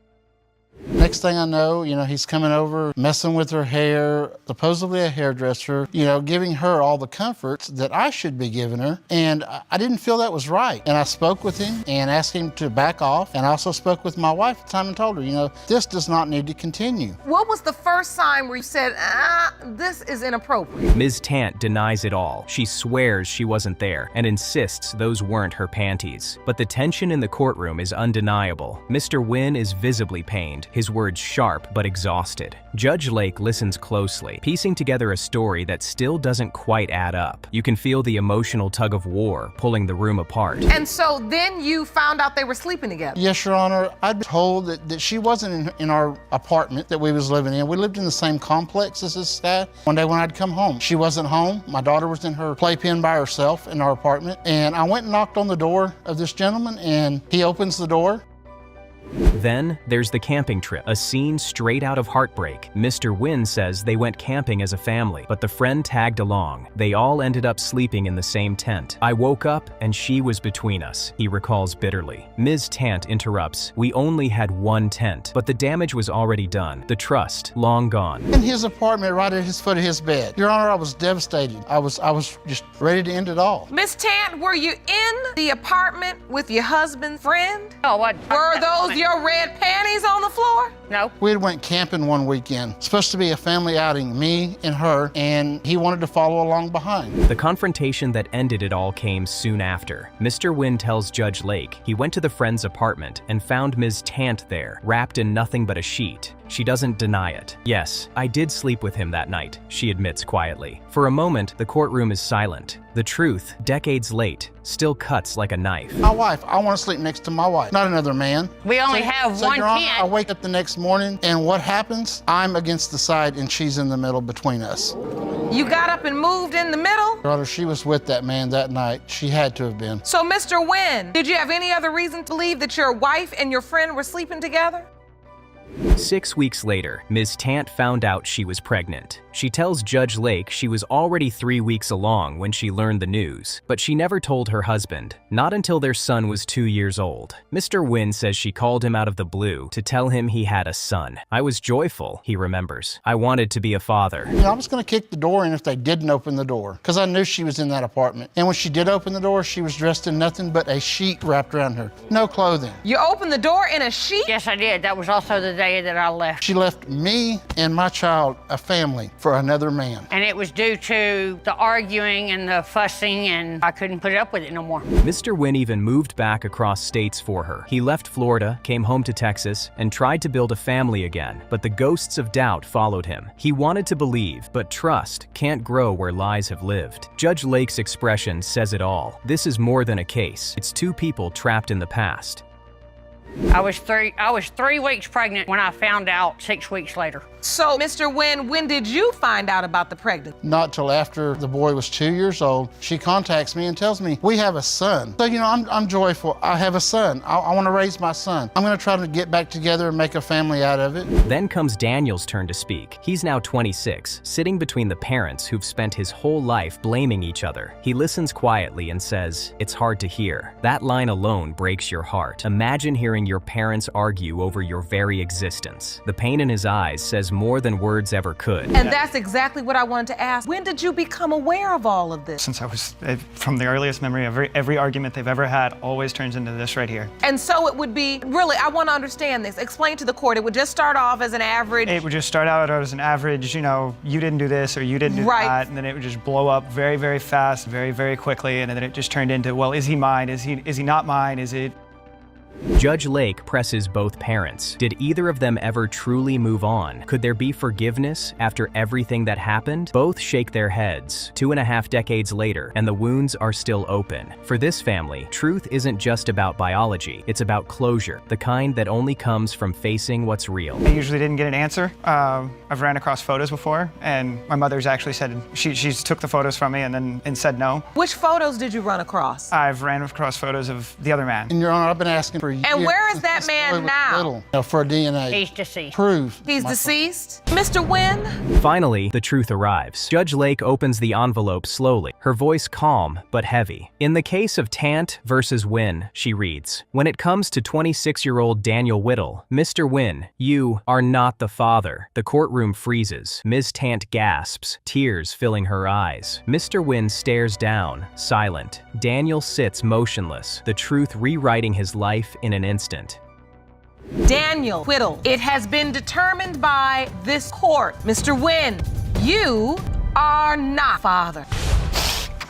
I'm so sorry, Daniel and Mr. Wynn. Mr. Brown starts off strong, insisting that he is Jaira's father. He's been there from day one, feeding her, bathing her, and even taking her to doctor's appointments when Ms. Lever couldn't be there. He's convinced that Jaira looks just like his other children, but Ms. Lever immediately shoots this down, claiming that Mr. Brown isn't the biological father. This sets the stage for a court battle full of emotional twists. Can Mr. Brown's love for Jaira really be enough to prove his his fatherhood. Mr. Brown, you say you have always believed you were the biological father of the defendant's daughter, Jaira Lever. You have loved her and taken care of her, but now the defendant is denying you are Jaira's dad. You are hoping today's results prove your case. Is that correct? Yes, Your Honor. Ms. Lever, you say you are positive the plaintiff is not your daughter's biological father. As the tension builds, Ms. Lever drops a bombshell. She was involved with her ex during the time Jaira was conceived. She claims that she and her ex rekindled their relationship while dealing with a family crisis. This revelation puts Mr. Brown's paternity claim into question. He's stunned, but he continues to believe that Jaira is his daughter. The courtroom is gripped by the complexity of this situation, and it's clear that the truth will be hard to uncover. Revealed to me that she was pregnant, and they also told me that there was a possibility that I might not be the father. Although I had heard this afterwards from other people, there was no doubt in my mind that Jaira was my daughter. She mentioned that I had been away, okay? But I do environmental work. The plot thickens when Ms. Lever admits that she and her ex were intimate in the hospital during the time Jaira was conceived. Mr. Brown, in disbelief, claims that he and Ms. Lever were also intimate during that time. But this new detail forces the question, who is the real father? This moment is critical in the case, and it leaves everyone in the courtroom wondering how this will play out. Can Mr. Brown's confidence withstand the revelations of Ms. Lever's affair? And he was not there. In July, I was at home. Miss Lever and I also were intimate July 4th in our home by the back door. No, let me explain. We were outside. It's 4th of July. Our children, went down the street where my niece lives. Ms. Lever insists that Mr. Brown is not the father, and she takes it further, claiming that their entire relationship was rocky. She reveals she had been with her ex during a pivotal time, and now Mr. Brown is left wondering if he's been living a lie. His confidence begins to falter, but he's still emotionally invested. This is the first major crack in his argument, and the stakes feel higher than ever. Will the truth be enough to break their turbulent relationship? From day one, this has been a mess. And I told Mr. Brown that he was not her father because, this is my ex. You know, when I end up getting pregnant, I felt like it was my right to tell him so that he can move forward. So you felt like you were just trying to be honest. In an emotional turn, Mr. Brown demands that Jaira be given his last name, but Ms. Lever shows the birth certificate, proving that Jaira's last name is Lever, not Brown. This moment is a gut punch for Mr. Brown, who feels as though his years of commitment are being erased. The birth certificate, a symbol of legal reality, forces him to confront the undeniable truth that Jaira may not be his biological child, despite everything he's done for her. Ms. Lever, and Jaira is your ex's biological child. You all did not break up. You have a second child who's in question. Yeah. Genesis. Yes, ma'am. Can I say something? Even when we broke up, Your Honor, we were still intimate. When she first got her car, she bought a brand new Camaro. She came and picked me up, and we broke the Camaro in. As Mr. Brown begins to process the shock of the birth certificate, the conversation turns to their living situation. Mr. Brown insists on staying in the home because he doesn't want his children to grow up without a father, but Ms. Lever is adamant that he should leave. Their emotional tug-of-war adds more fuel to the fire as both of them argue bitterly in front of the court. The tension in the room is thick, and it's clear that this relationship is unraveling. So wait a minute. As I look at this birth certificate, Genesis, Summer, Lyric, Brown, Lever. And Jaira's supposed to be the opposite. That's what you want. That's not what I wanted. So wait a minute, Miss Lever, you did give Genesis his last name. Yes, ma'am. As I believe that he is her father, but it is a possible doubt. I was with someone else during the time. The DNA results for Genesis come in. Mr. Brown is confirmed as her biological father. While this is a bittersweet victory for Mr. Brown, the battle for Jaira is far from over. The courtroom breathes a collective sigh of relief, but the emotional weight of Jaira's paternity still lingers in the air. Can the results for Jaira offer the clarity Mr. Brown is desperately searching for? In the case of Brown versus Lever, when it comes to 2-year-old Genesis Brown Lever, it has been determined by this court. Mr. Brown, you are the father. The moment arrives. Mr. Brown is not Jaira's biological father. The courtroom falls into a heavy silence as the devastating news hits Mr. Brown like a ton of bricks. His face says it all: heartbreak, disbelief, and the crushing reality of the situation. Ms. Lever, despite her own relief, knows this moment will change everything. The truth is out, but the damage done to Mr. Brown is immeasurable. Can this relationship ever heal? In the case of Brown versus Lever, as it pertains to Jaira Lever, it has been determined by this court. Mr. Brown, you are not the father.